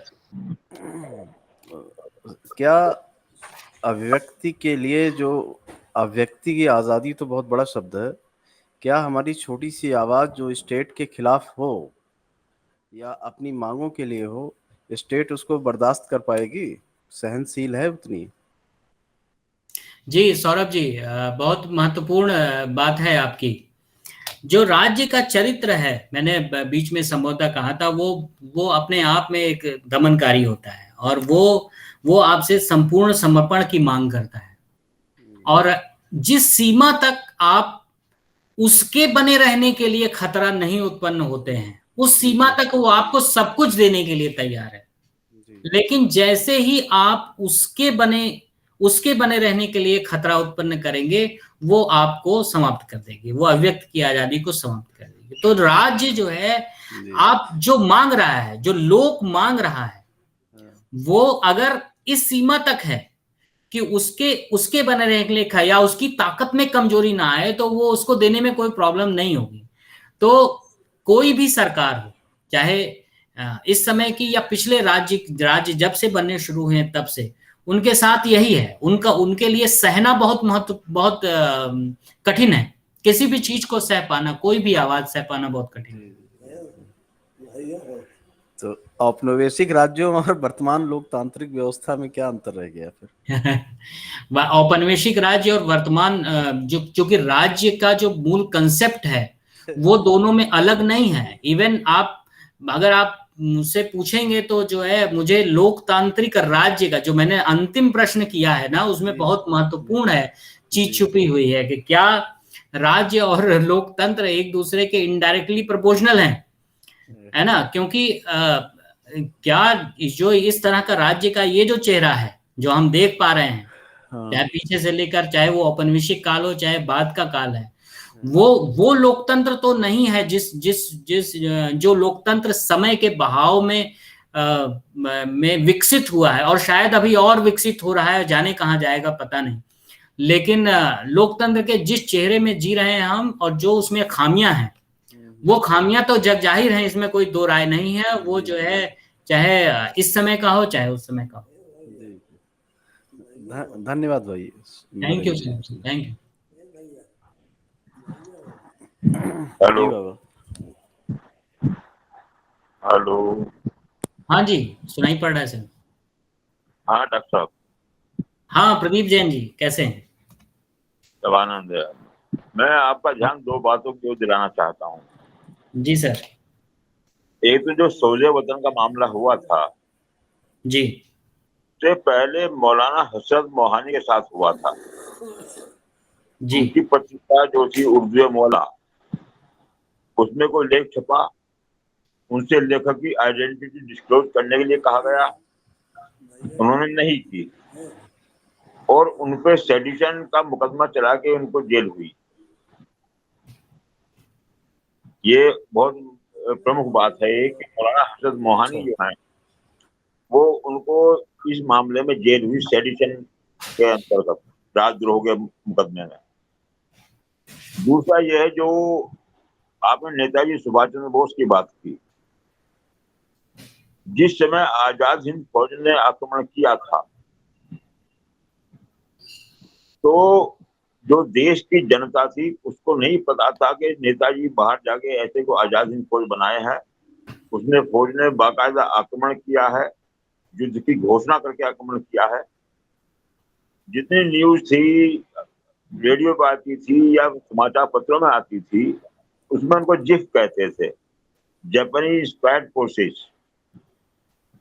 और जब ये रेड कोट ट्रायल शुरू हुआ है INA का, तो पहले एक दिन या 2 दिन वो ओपन ट्रायल हुआ है, उसके बाद में वो जो है बंद कमरे का ट्रायल हुआ पूरा। वो जो पहले 1-2 दिन की जो खबरें छपी अखबारों में, उनसे देश की जनता को पता लगा था कि सुभाष चंद्र बोस ने ऐसे आर्मी बनाई थी और ऐसे आजादी फौज बना के उसने आक्रमण किया।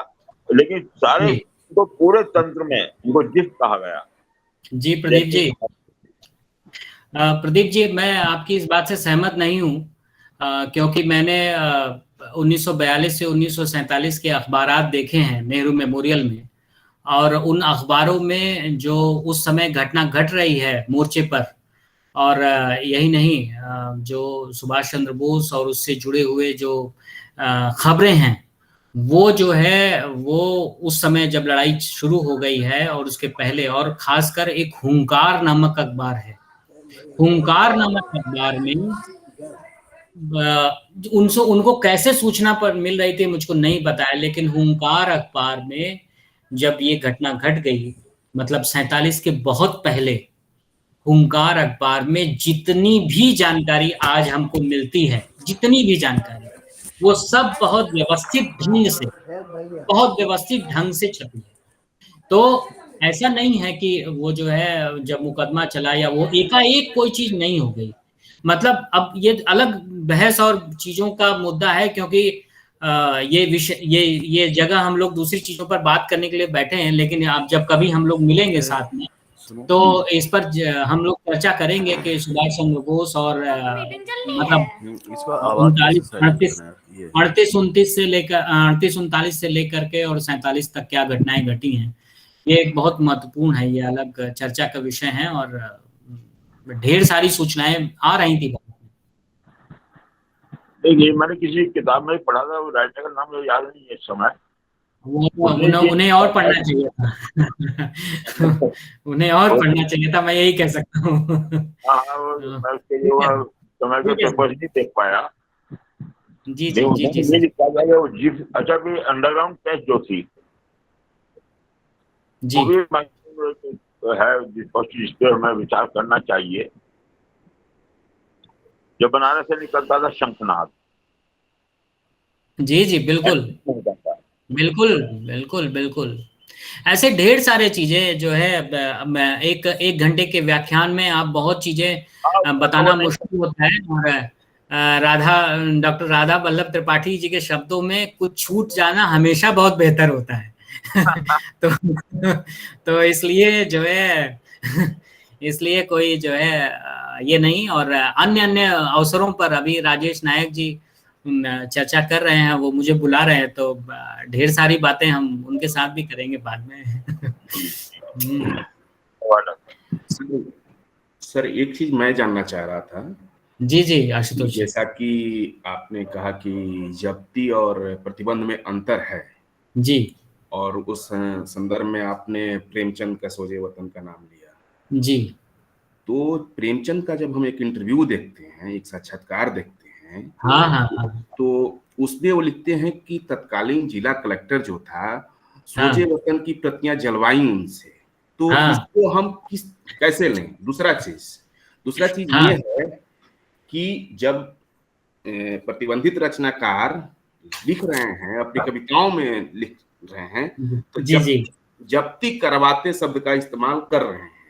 हाँ, तो थोड़ा इसको क्लियर करते सर तो ज्यादा बेटर। मैं कर रहा हूँ, लेकिन मैं बता रहा हूँ कि सब लोग, जितने लोग सुन रहे हैं, अगर इनको रुचि है तो प्रदीप जैन की किताब सोजे वतन जब्ती की सच्चाई लेके जरूर पढ़िए क्योंकि ये जितना विषय है ना, बहुत ठीक ढंग से एक एक चीज, वो हालांकि मेरे कई बातों पे मैं उनसे असहमत हो सकता हूं, क्योंकि वो इस एक्सटेंट तक गए हैं, वो यहाँ बैठे भी हैं, मैं उनके सामने इस एक्सटेंट तक गए हैं कि प्रेमचंद ने जानबूझ करके, मतलब एक जगह पर जो उनकी लेखनी में आ रहा है कि, मतलब जो मैं भाव पढ़ पाया कि वो भी इस मोह का, लोभ का संवरण नहीं कर पाए कि जो है ये बताने में कि मेरी जो है असल में बैंड नहीं हुई है या जब्त नहीं हुई है। वो इस मोह में वो लिखते चले गए और उन्होंने लेखनी का एक ऐसा जाल बुना जिसमें अगले 100 साल तक जो है लोग फंसे रहे कि उनकी किताब प्रशासन ने बैन की थी। तो खैर तमाम चीजें हैं उसमें, लेकिन जो ये जब्ती की बात है ना, जो हमीरपुर में, मैं बता दूं, और ये जानकारी जो फाइल मैंने पढ़ी थी उससे भी और प्रदीप जैन की किताब पढ़ने के बाद और पुख्ता हुई है, वो ये कि जो उन्होंने मंगाया था, मतलब उसमें ये था कि जमाना प्रेस जिसने छापा था, और जो उनकी जो किताब थी, मतलब प्रेमचंद ने, ये लोग कई बार क्या होता था, जैसे आधे आधे में छापते थे, मतलब आधा आधा पैसा बांट करके छपवाते थे। तो कुछ प्रतियां उनके पास थी, जमाना वालों की अपनी जो आधे आधे में थी, और कुछ जो है इनकी प्रेमचंद की थी। तो प्रेमचंद वाले हिस्से की, अगर प्रेमचंद को के सब बात, मैं गलत मानने को तैयार नहीं हूं, लेकिन प्रेमचंद के सब बातों को सही माने तो प्रेमचंद के हिस्से की जो 300 किताबें थी वो बिक गई थी, और 700 किताबों को उन्होंने कलेक्टर के ऑफिस में जमा करा दिया। उस किताब को पढ़ने के बाद मेरे अपने तर्क हैं, जिसे मैं किसी समय प्रदीप जी के साथ बैठूंगा, बातचीत करूंगा तो रिफाइन करूंगा कि आखिर क्या है वो ये छोटा, मतलब ये छोटा अवसर है, ये ऐसा अवसर है जहां पर बहुत खुल करके और करके, क्योंकि वो अभी भी मजबूत तर्क पर, कोई भी, जैसे प्रेमचंद जैसे लोगों के बारे में जब भी कुछ कहें तो बहुत तथ्य और तर्क पर आधारित, बहुत बेस बहुत मजबूत होना चाहिए, और इतिहास के विद्यार्थी को तो और तथ्य के साथ बहुत सावधान रहना चाहिए। तो इसलिए जो वो समय है जिसमें वो कर रहे हैं, तो मैं ये मान के चलता हूँ वो वास्तव में हुई थी। लेकिन ठीक उसी समय जब, जिस फाइल में मैं ये देख रहा हूं कि अजीत सिंह की किताब, लाला हरदयाल की किताब, भाई परमानंद की किताब के साथ साथ पंजाब में हुब्बे वतन के किस्से जहां बिक रही है, वो अजीत सिंह वाले स्टॉल पे बिक रही है, जो उनकी किताब, उन लोगों की किताब है। और उस फाइल में जो लोग प्रचार कर रहे हैं उसमें नवाब राय का नाम नहीं है, जिस किताब से वहां है। उस फाइल में कंट्रीब्यूटर्स में धनपत राय का नाम है, कि लाला हरदयाल और धनपत राय भी हैं जो लगातार कंट्रीब्यूट कर रहे हैं। तो क्या, मैं केवल एज्यूम कर रहा हूं, क्या ये पैसा छपने के लिए, और ये जो पहला काम था इस तरह का प्रेमचंद का, इसके लिए अजीत सिंह और इनके साथियों की तरफ से ये बात प्रेमचंद से लिखवाया गया था, है ना? ये भी एक एजम्पशन ही है मेरा, कि क्योंकि वहां पर वो पंजाब में जा रही है, और वो जो 4 साला कार्यक्रम है अजीत सिंह का, उसके अंतर्गत वो चीज बिक रही है। तो ये सब चीजें एजम्पशन है, लेकिन इन सब चीजों पर हमको और तथ्यात्मक ढंग से, जैसे हमीरपुर कलेक्टर के यहाँ जाकर के अगर कोई जो है कलेक्टर के ऑफिस से अगर रिकॉर्ड मिले, तो वो जो है उस रिकॉर्ड में क्या होगा, पब्लिक इंस्ट्रक्शन विभाग ने जो उनसे सफाई नामा मांगा, वो सफाई नामा उनका छापा है इन्होंने। तो वो जो सफाई नामा है उसमें वो लिख रहे हैं कि साहब हमने ऐसा ऐसा कर लिया है ना? तो ये ढेर सारे डॉक्यूमेंट्स में फैली हुई चीज है। हमेशा जब भी शुरुआत करें तो किसी भी, चाहे वो कोई भी हो, उस पर विश्वास करके चलना चाहिए। और अगर मान लीजिए तथ्य नहीं आता है, और मजबूत तथ्यों के आधार पर ही उस पर आरोप लगाना चाहिए। मेरा ये तर्क है। अच्छा, तो सर समर यात्रा के साथ को इसके साथ हम जोड़ के देख सकते हैं क्या? दूसरी कहानी संख्या जो प्रतिबंधित हुई उनकी समर यात्रा, उसका नोटिफिकेशन है। अच्छा, देखो एक चीज जान लो, सी कस्टम्स एक्ट के अंतर्गत जो प्रतिबंधित हो रहा है उसका नोटिफिकेशन है। 153A के तहत जो प्रतिबंधित हो रहा है उसका नोटिफिकेशन है। 99A के तहत जो प्रतिबंधित हो रहा है उसका नोटिफिकेशन है। 253A के तहत जो प्रतिबंधित हो रहा है उसका नोटिफिकेशन है। जिसका नोटिफिकेशन है वो बैंड है। और जो किसी क्रांतिकारी के यहाँ छापा डाला जा रहा है और उसके यहाँ जो किताबें हैं वो जब्त कर ली गई, वो जब्ती है ना। तो जो किसी क्रांतिकारी के यहाँ छापा डाला और किताब जब्त कर ली गई है, वो जब्त शुता तो कहते रहिए, लेकिन वो बैंड नहीं है ना। तो ये तमाम तकनीकी चीजें हैं जिसको हमको जो है इस काम को करते समय बहुत संभल के करना चाहिए। जैसे हमने अपनी किताबों में मान लीजिए 100 पेज के या 50 पेज के वो दिए हुए हैं, परिशिष्ट दिए हैं, जिसमें बैंड किताबों के लिस्ट दी हुई है। तो उन्हीं किताबों को शामिल किया है जिसका नोटिफिकेशन है। अगर नोटिफिकेशन नहीं है तो समाज में चाहे जितना प्रचलित है कि वो बैंड है, हमने उसको नहीं शामिल किया है। तो क्या है सर ना? नोटिफिकेशन वो जो प्रेस एक्ट था 1878, उससे पहले भी आते थे कि मतलब देखो, उसके पहले नोटिफिकेशन नहीं है, मतलब उस तरह के नोटिफिकेशन नहीं है बैनिंग के। वो आप मुकदमों की प्रोसीडिंग में आप जैसे 1900 वाली बात मैंने की है ना, 1900 में कालिदास का जो वो है मुकदमा है, उसमें नोटिफिकेशन नहीं है कालिदास के बैनिंग की। उस समय का जो राज्य का चरित्र है वो दूसरी तरीके से वर्क कर रहा है। मुकदमा डालो, 10,000, 1900 में भाई साहब 10,000 रुपए का जुर्माना समझ रहे हैं, आज के हिसाब से करोड़ों में है ना, लाखों में तो कम से कम है ही है। तो इसलिए जो है वो इतना जबरदस्त करते थे कि आपकी प्रेस जब्त हो जाए, अब बंद हो जाए। आपका प्रेस बंद हो गया तो आपका मुंह बंद हो गया, और 3 महीने के लिए आपको जेल में डाल दिया उन्होंने। आपके पर्सनल बॉन्ड लिया आपसे कि आप ऐसा नहीं करेंगे। तो ऐसी तमाम चीजें करके वो कर रहे थे। नोटिफिकेशन का जो दौर चला वो खासकर 1910 के बाद जो है जबरदस्त चला, प्रेस एक्ट 1910 के बाद। लेकिन बहुत सारी रचनाएं तो सर बिना नोटिफिकेशन के भी प्रतिबंधित होती रही हैं, जैसा कि जैसे मान लीजिए लोक जितना बैन किया, उसमें क्या है कि हम जो फोक सॉन्ग बैन किया वो सबका नोटिफिकेशन है। अच्छा, नोटिफिकेशन तो सर दिखा नहीं मुझे, मतलब उसमें ये चीज लिखा कि हमने आपको देखना है, आपको नोटिफिकेशन देखना है तो एक रास्ता बता रहा हूं, और सब नोटिफिकेशन आपको मिल जाएगा, है ना। नेशनल आर्काइव का एक रीजनल सेंटर है भोपाल में, और उस भोपाल में उस रीजनल सेंटर की सबसे बड़ी खास बात यह है कि वहां पर देश के सभी समय के सबसे ज्यादा गजेटियर रखे हुए हैं, और उन गजेटियर में सारे नोटिफिकेशन है, और वो मैंने देखे हैं, इसलिए मैं बोल रहा हूं, है ना। तो अगर आपको नोटिफिकेशन पाना है तो नोटिफिकेशन जहां गजेट हो रहा है, आप बिल्कुल कॉमन सेंस लगाइए, है ना, वहां पर आपको पहुंचना हो। क्योंकि आपको फाइलों, जैसे हम खोज रहे हैं तो हम क्या कर रहे हैं, नेशनल आर्काइव की फाइल में देख रहे हैं पर्टिकुलर केस, उसमें उसका नोटिफिकेशन भी लगा हुआ है, ठीक है, और उससे हम डिराइव करने की कोशिश कर रहे हैं। लेकिन नोटिफिकेशन जब गजेट हो रहा है किसी जगह पर, उन गजेटियर्स के पास जाएंगे हम, तो वो सारे ईयर बाय ईयर के जो नोटिफिकेशंस है वो हम कलेक्ट कर लेंगे, और इस योजना के दौरान अगर ये काम हो जाए तो ये इस व्यवस्था में बहुत बड़ा जो है योगदान हो जाएगा इस काम का।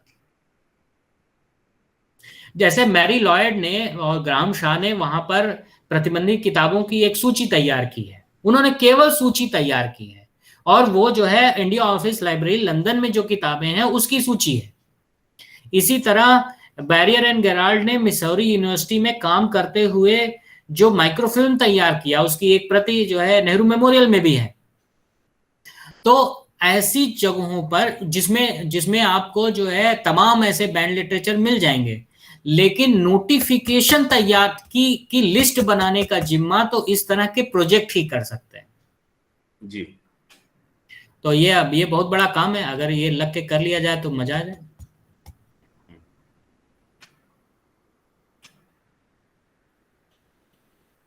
जी सर नमस्कार। मैं नौशाद, आपसे मैं एक बार 3 दिन मिला हूँ। नहीं नौशाद से हम आपसे बहुत जानते हैं भाई। नौशाद जी बताइए। सर, हाँ मेरा एक सवाल है कि आप अपने वक्तव्य में एक जगह जिक्र किया था कि भारतीय भाषाओं 2 भागों में बटा हुआ था। जो एक हाँ भाषा जो अंग्रेजों के समर्थन में थे, और हाँ एक भाषा है जो स्वतंत्रता आंदोलन के समर्थन में। तो सर वो जी जी। भाषा पर थोड़ा सा और रोशनी डालते तो शायद मेरे लिए ज्यादा फायदा होता। और नौशाद हमको फंसाने की कोशिश कर रहे हो तुम। ऐसे ऐसे नाम उसमें निकल करके आएंगे ना। नहीं सर, मैं फंसाने की कोशिश नहीं कर रहा हूँ, मैं भाषा पे काम कर रहा हूँ, इसलिए मेरे लिए जरूरी है सर। ठीक है और नौशाद। और सर नौशाद ऐसा है कि उस समय जो है जो हमारी जो दोनों किताबें हैं उसमें हमने ठीक ढंग से वहां पर लिखा हुआ है। खासकर उपनिवेश, अभिव्यक्ति और प्रतिबंध में लिखते समय उत्तर प्रदेश के जो अखबार हैं वो लोग जो वो देशी अखबार जो अंग्रेज सत्ता के साथ हैं उनके बारे में सेलेक्टेड प्रेस वर्नाकुलर जो उसकी लिस्ट है, और या जो उत्तर प्रदेश आर्काइव में सिलेक्शंस ऑफ वर्नाकुलर प्रेस के बाकायदे प्रोसीडिंग्स हैं, वहां पर आप उन प्रोसीडिंग्स को देखेंगे तो कौन, क्योंकि ये लोग क्या करते थे कि किसी अखबार का महीने भर में क्या छपा है उसकी डे बाय डे की ब्रीफ करके वो निकाल लेते थे, और निकाल करके एक प्रोसीडिंग बना करके बाकायदे रखते थे। तो उत्तर प्रदेश आर्काइव में बहुत बड़ा एक विशाल भंडार है इस वर्नाकुलर प्रेस के, और वो देश भर का है ना, कि वह ढेर सारी चीजें आपको मिल जाएंगी उसमें कि वो उन अखबारों का स्वर क्या है, कि वो राज्य के पक्ष में लिख रहे हैं और राज्य के खिलाफ लिख रहे हैं। अलीगढ़ जो इंस्टीट्यूट गजट है वो पूरी तरीके से राज्य के साथ है। अभी मैं ये जो क्लिक कर रहा है जो नाम, वो जो है वो पूरी तरह राज्य के साथ है, और 1878 हो चाहे और जितने भी वो हो उन सब में वो राज्य का साथ दे रहा है, और ये कह रहा है कि इस तरह की आजादी किसी भी तरह की प्रेस को नहीं होनी चाहिए। तो वहां से आप ले सकते हैं, मेरी किताब में कुछ चीजें हैं ही हैं। और अगर आप यूपी जाइए तो जो सिलेक्शंस हैं वहां पर वर्नाकुलर प्रेस की जो प्रोसीडिंग्स हैं वहां पर ढेर सारी चीजें आपको मिल जाएंगी। ठीक है सर, इससे एक और छोटा सा एक और सवाल है हम्म। कि जैसे आपने अभी कहा कि अभिव्यक्ति की आजादी और डेमोक्रेसी दोनों दूसरे के प्रोपोर्शनल है, यानी दोनों दूसरे के पूरक है। और जैसा पिछले इतिहास आजादी से पहले अगर देखें तो एक लंबा हिस्ट्री है, चाहे वो गांधी हो, मौलाना आजाद हो, नेहरू हो, पटेल जो हो, अच्छा इससे पहले तिलक हो, इन लोगों ने संघर्ष में अभिव्यक्ति के आजादी पर सबसे ज्यादा जोर था। इन लोगों ने इसके बदौलत बहुत सारे सजाएं भी लोग हुआ, और लोग से कितने लोग सेडिशन भी, लंबी फहरिस्त है सेडिशन केस की। लेकिन सर आजादी के बाद इस अभिव्यक्ति की स्वतंत्रता को अगर हम देखें तो हम इस 75 सालों में, ऐसा नहीं कि सिर्फ 2014 के बाद, 2014 से पहले भी सेडिशन के बहुत सारे केस की लंबी लिस्ट है। लेकिन सर अभी सर मैं इसलिए सवाल कर रहा हूं कि मौलाना आजाद पे भी सेडिशन लगा था। मौलाना आजाद घर में सेडिशन लगने का मेन एक लॉजिक ये था अंग्रेजों का, उन्हें घर में 10 अरबी की किताबें थी, वो अरबी भाषा अंग्रेज नहीं जान रहे थे, इसलिए उनके ऊपर सेडिशन लगा कि वो अरबी किताबों से लिखा क्या है। तो अभी सर अभी जैसे भीमा कोरेगांव केस में एक गोंसाल्विस के ऊपर एक केस आता, उसमें कोर्ट का ये फैसला था कि इनके घर में वार एंड टॉल्स्टॉय की किताब वार एंड पीस रखा हुआ था, इसके आधार पर उनके ऊपर केस दर्ज हुआ था। तो सर ये अभिव्यक्ति की स्वतंत्रता आज के नजर में कैसे इसको समझें कि क्या हम 70 साल आजादी की, इसी आजादी के लिए हम लोग संघर्ष किए थे, हमारे स्वतंत्रता सेनानी संघर्ष किया था। देखिए मुझे विश्वास है कि भीमा कोरेगांव में केवल इसलिए वो एफआईआर नहीं हुई होगी कि उनके पास वॉर एंड पीस का टॉल्स्टॉय का था, केवल ये कारण नहीं होगा। नहीं सर, मैं केवल ये कारण नहीं, लेकिन उस जजमेंट में ये भी एक कारण है। से मैं अपनी बात शुरू करता हूँ। बात ये है कि उस समय भी मुझे ये भी विश्वास है कि आप ठीक से देखेंगे तो जब बाद में अलीलाल पर और बाकी जगहों पर या अबुल कलाम आजाद पर जब मुकदमा चला होगा तो ब्रिटिश कोर्ट में बाकायदे, मैं ये इसलिए जानता हूं कि मैंने सारी फाइल के प्रोसीडिंग जो भी मुकदमों की वो अच्छे से पढ़ी, देखी, समझी। जब भी मुकदमा किसी के ऊपर चल रहा है तो बाकायदे उसको जानने, उस भाषा को जानने वाले व्यक्ति, ट्रांसलेटर की नियुक्ति की जाती थी, कालिदास के मामले में जो कि वो पेपर अंग्रेजी, मराठी, हिंदी सब में बाइलिंगुअल टाइप का निकाल रहा था, मल्टीलिंगुअल टाइप का निकाल रहा था, और इसलिए बाकायदे एक मराठी ट्रांसलेटर की नियुक्ति की गई जिससे उसका ट्रांसलेशन हो सके, और जो उसका जो वकील है, बहुत बड़ा वकील उस समय का, B.O. कॉनर करके किया जाता है, और उसका पूरा बहुत बड़ा जो है वो किया जाता है। तो वो सारा जो है, जितना भी फाइलें आप देखेंगे, जितनी भी फाइलें, चाहे मराठी में हो, बंगाली में हो, वो हो, इवन पंजाबी गुरमुखी में हो, उनका आप भाव का हिंदी में ट्रांसलेशन आप पाएंगे मुकदमा को आगे चलाने के पहले।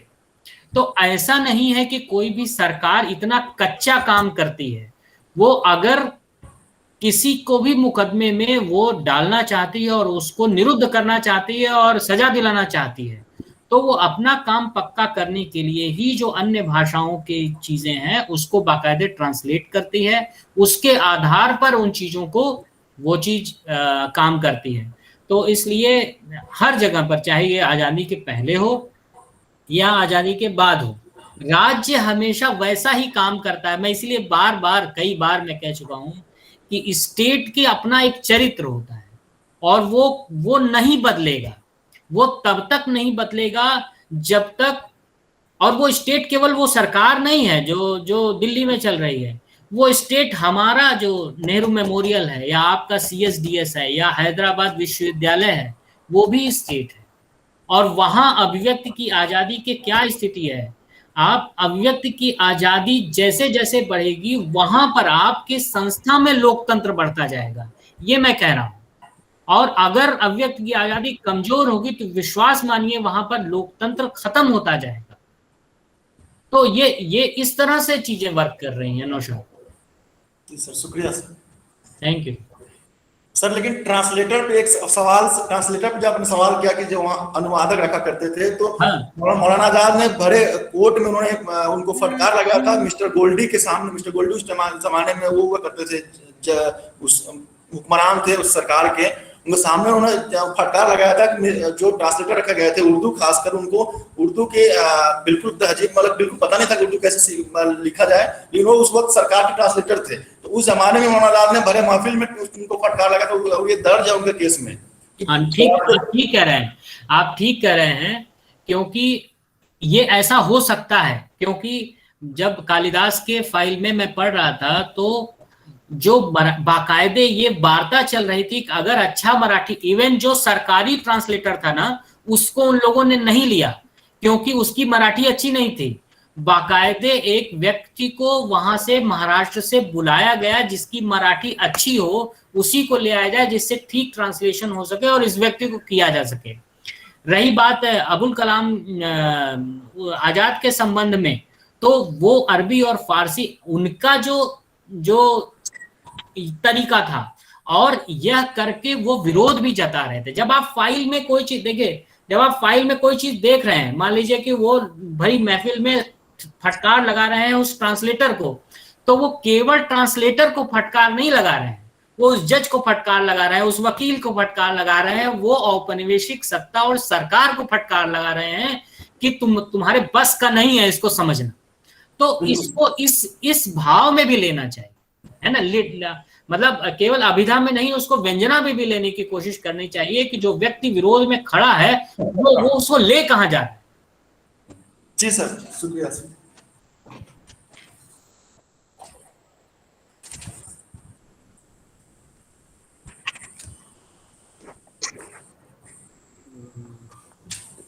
हेलो शंकर जी। हाँ जी, आवाज आ रही है आपकी।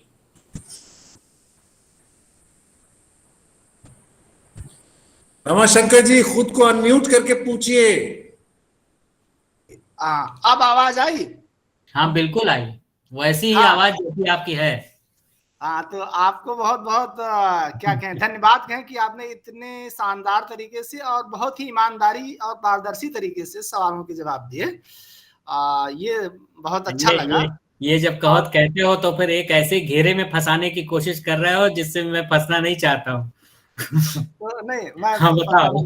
हाँ, तो उसमें ये मुझे पूछना था कि आपने अपने व्याख्यान के लगभग मध्य में बात ही थी कि जिस तरीके से गांधी, सुभाष और अन्य राष्ट्रीय नेता इन्हीं मुद्दों को जैसे समझ रहे थे जी, उसी तरीके के वह स्थानीय लोग जिनके कहने से बहुत सारे लोग अपने घरों से बाहर निकल पड़ते थे, वह उनको उसी तरीके से नहीं समझ रहे थे। यानी जो आजादी की लड़ाई का मुद्दा था या उस समय की जो भी पूरी राजनीति बन रही थी उसकी एक शीर्ष स्तर पर समझ थी और एक जनता के स्तर पर समझ थी। तो मैं ये जानना चाहता हूं कि जो जिसे आप कहते हैं ओरिएंटल लैंग्वेजेस या भारतीय भाषाएं यानी हिंदी या किन्हीं अन्य भाषाओं में, तो हिंदी के जो पीरियोडिकल्स हैं या हिंदी के जो अखबार हैं उनसे अंग्रेजी का जो अखबार है या अंग्रेजी में जो कुछ लिखा जा रहा है वह इसको अलग कैसे कर रहा है, वो अलग कैसे दिख रहा है? अंग्रेजी में आपको क्या कुछ दूसरा दिख रहा है, हिंदी में कुछ दूसरा दिख रहा है, और वो उनकी आवाज को या उनके कहे को कैसे एड्रेस कर रहे हैं हिंदी के अखबार स्पेशली? देखिए, एक तो वो अखबार हैं जो राष्ट्रीय टाइप के अखबार हैं, जैसे मान लीजिए कि अभ्युदय है ना, अभ्युदय और जो इलाहाबाद में बैजनाथ कपूर सत्याग्रह समाचार निकाल रहे हैं, ठीक है। अब इन दोनों को तुलना नहीं कर सकते आप, ठीक है, कि अभ्युदय जिस तरह से मालवीय जी देख रहे हैं, कृष्णदत्त मालवीय देख रहे हैं और भी तमाम लोग देख रहे हैं, वो जो समझ रख रहे हैं विषयों की और जिस तरह से अपना पत्र एडिट कर रहे हैं जिस खास दिशा में, वो जो कर रहे हैं, और बैजनाथ कपूर अपनी जगह पर बैठ करके एक छोटा सा अखबार निकाल रहे हैं जो बंद हो जाता है और बंद होने के बाद वो हाथ से साइक्लो स्टाइल लिख करके निकाल रहे हैं। तो जो पहली बात तो यह है कि जो बैजनाथ कपूर की समझ है, मतलब ये जो अंतर आता है ये बेसिकली पॉलिटिकल करेक्टनेस का अंतर होता है ना। जो अभ्युदय कर रहा है वो अपनी तरह की समझ है, उसको राष्ट्रीय अभिव्यक्ति दे रहा है, और जो बैजनाथ कपूर है वो जो ऊपर से नीचे आ रहा है उसको अधिगम कर रहे हैं और अपनी तरह के समझ के आधार पर जन जागरण की करने की कोशिश कर रहे हैं। लेकिन जो अंग्रेजी अखबार है, अंग्रेजी अखबार में भी इस तरह की चीज हो रही है। ऐसा नहीं है कि जो लोकल लोग हैं वो अंग्रेजी में नहीं लिख रहे हैं, मतलब अंग्रेजी में भी बहुत कम संख्या है, ज्यादातर अंग्रेजी जो अखबार है वो राष्ट्रीय टाइप के अखबार हैं या क्षेत्रीय अखबार हैं जो वो लिख रहे हैं, लेकिन जो जिस तरह का हिंदी में नीचे लिखा जा रहा है वैसा कम है। लेकिन उसमें भी पैटर्न सेम है, पैटर्न जो नीचे भी लिखा जा रहा है उसमें यही है कि बहुत तकनीकी शब्दों में कोई चीज नहीं कहा जा रहा है, जो चीज कही जा रही है वो बहुत सरल सीधे शब्दों में और जो लोक भाषा में लोक जन के समझ पाए ऐसी भाषा में वो लोग लिख रहे हैं। तो दोनों में यही अंतर हो जा रहा है कि भाषा समझ चीजों में अंतर तो है, इसमें कोई दो राय नहीं है।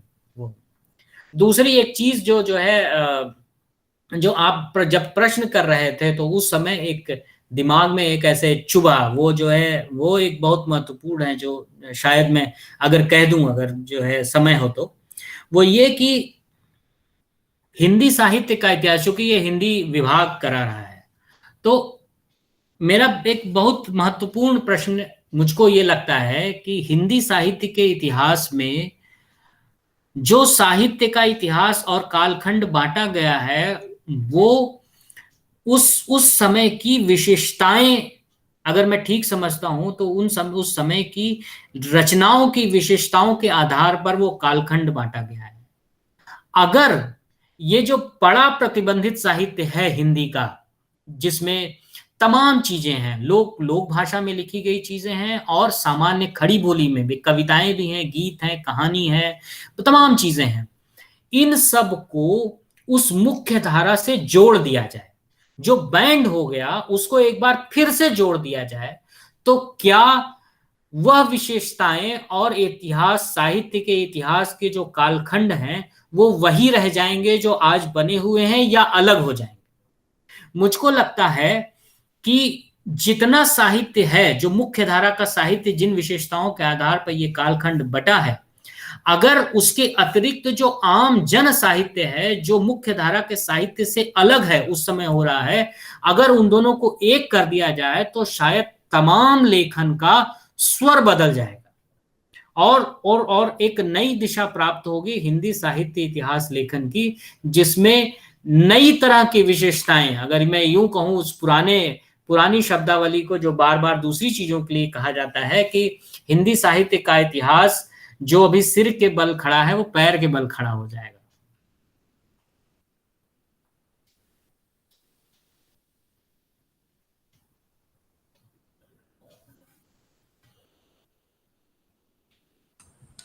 और कोई सवाल?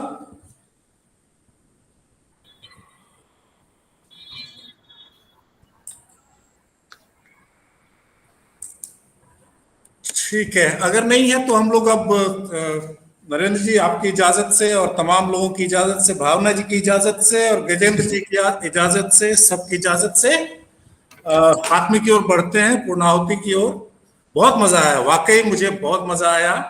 आपने एक बहुत लंबा भूगोल भी कैप्चर किया, खूब भाषाओं को भी देखा, कई भाषाओं को, लंबा कालखंड भी इसमें आपने कवर किया और कुछ बड़े दिलचस्प फॉर्मुलेशंस दिए।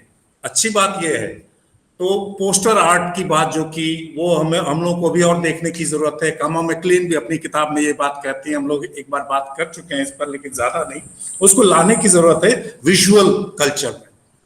जो फिल्में जिन फिल्मों की चर्चा आप कर रहे थे, शॉर्ट्स जिनको कहा जाता था, उन शॉर्ट्स को भी खोजने की जरूरत है। पता नहीं उसमें से कितनी फिल्में मिलेंगी, लेकिन सेंसर बोर्ड सर्टिफिकेट्स तो हैं और सारे अपलोडेड हैं NFAI पे, तो उससे हम लोग खोज के निकाल सकते हैं कि किस तरह की फिल्में और क्यों सेंसर हो रही हैं।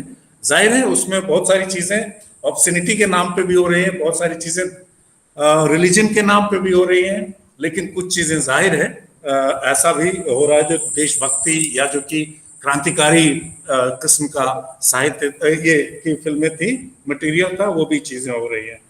तो रेडियो वाला वो नॉब वाला बड़ा दिलचस्प है और उसको और भी हमको एक्सप्लोर करने की जरूरत है। रेडियो का इतिहास ढंग से लिखा नहीं गया हमारे यहाँ, लेकिन वो जाहिर है कि जब आप नॉब हटाएंगे तो आप खुद भी फंसेंगे, क्योंकि हम वो स्टेशन नहीं लगा पाएंगे जहां आप हमें सुनना चाहते हैं।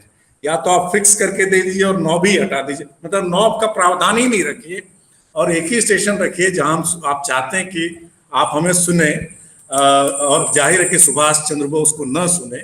तो इसका प्रावधान, ये जो आप आखिर में एक बात कर रहे थे, इस पर हम लोग को साथ बैठ के सोचना चाहिए।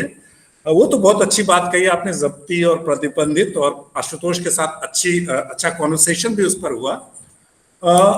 ये जो है कि जिस तरह से एक सौंदर्य बोध के धरातल पर है या जो कालखंड का निर्धारण किया गया है, एक प्रगतिशीलता उसमें है कि जैसे कि एक कम विकसित से ज्यादा विकसित सौंदर्य बोध की ओर या सौष्ठव की ओर हिंदी साहित्य बढ़ रहा है, और उसके आधार पे आपने किया, या एक प्रमुख स्वर है उसके आधार पे, जैसे छायावाद, जैसे द्विवेदी युग है ना, तो उस तरह से किया है आपने। बहुत अच्छा कहा है कि ये अगर हम प्रतिबंधित साहित्य या जब्त की ओर साहित्य, दोनों की ओर से अगर इसको देखें और शामिल कर दें और दोनों का संवाद करा दें, तो क्या ये वही रह जाएगा कालखंड? मेरे ख्याल से उसमें तब्दीली आएगी, लेकिन वो सवाल फिर एक पुराना सवाल है कि ये है कि क्या ये साहित्य जो था, ये वाकई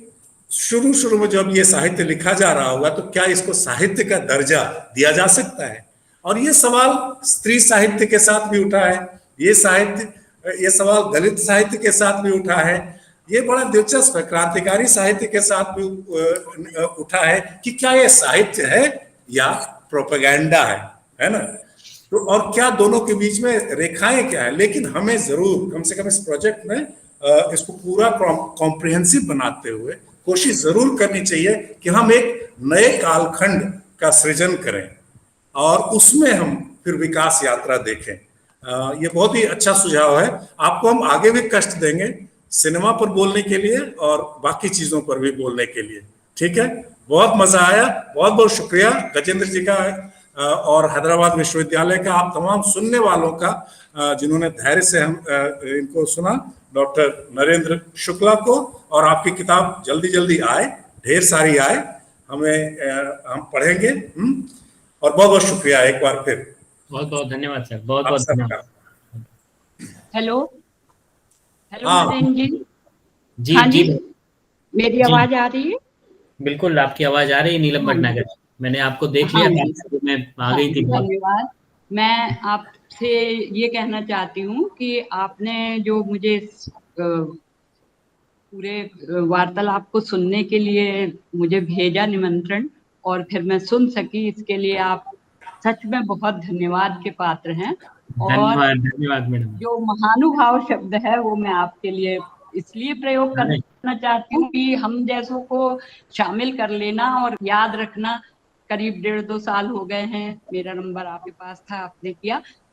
और तो मेरा जो 72 साल की हो गई हूँ मैं, तो मेरा जो मस्तिष्क कहना चाहिए सोया जा रहा था लगभग, एक बार फिर से वो आपके द्वारा सुनाए गए बुद्धजन सकाशात बैठकर जो मैंने सुना, उस सब से एक नवोन्मेष को प्राप्त हुआ। और दूसरी 2 बातें और मैं कहना चाहती हूँ। एक तो ये कि आपने जो सूफी अम्बा प्रसाद और सरदार अजीत सिंह का जिक्र किया, और ऐसे बहुत सारे लेखक हैं, खुद प्रेमचंद जी भी, जो पहले उर्दू में लिखते थे।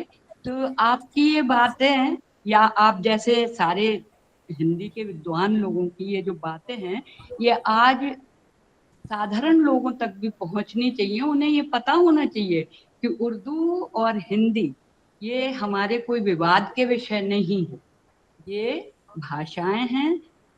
और कोई भी इसमें लिखता रहा है, आज तो बहुत बड़े बड़े विवाद किए जाते हैं हल्के स्तर वालों से, तो कृपया उन तक किसी तरह पहुंचाने की ये बात करें।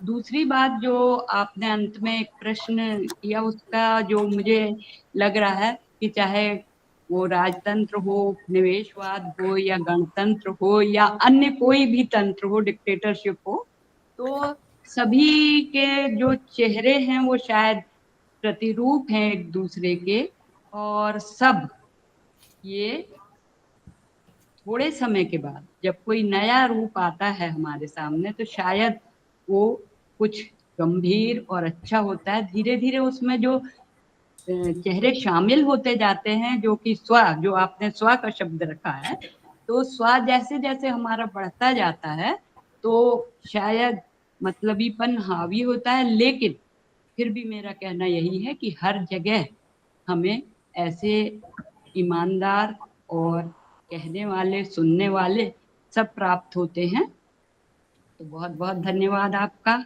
और बहुत सारी बातें हैं जो मैंने बहुत पहले पढ़ी थी, और वो सब आज आपके कारण मेरा फिर से एक बार से उनका नवीनीकरण हुआ है। तो सभी को बहुत बहुत धन्यवाद, हैदराबाद यूनिवर्सिटी को इतना अच्छा आयोजन करने के लिए, और आपको तो बहुत आभार और धन्यवाद। बहुत बहुत धन्यवाद मैडम। मैं देख रहा हूँ मेरे बचपन के मित्र सुधीर सिंह जी उपस्थित हैं। बहुत नमस्कार मित्र। तो धन्यवाद आप सभी की उपस्थिति के लिए, बहुत बहुत धन्यवाद। धन्यवाद।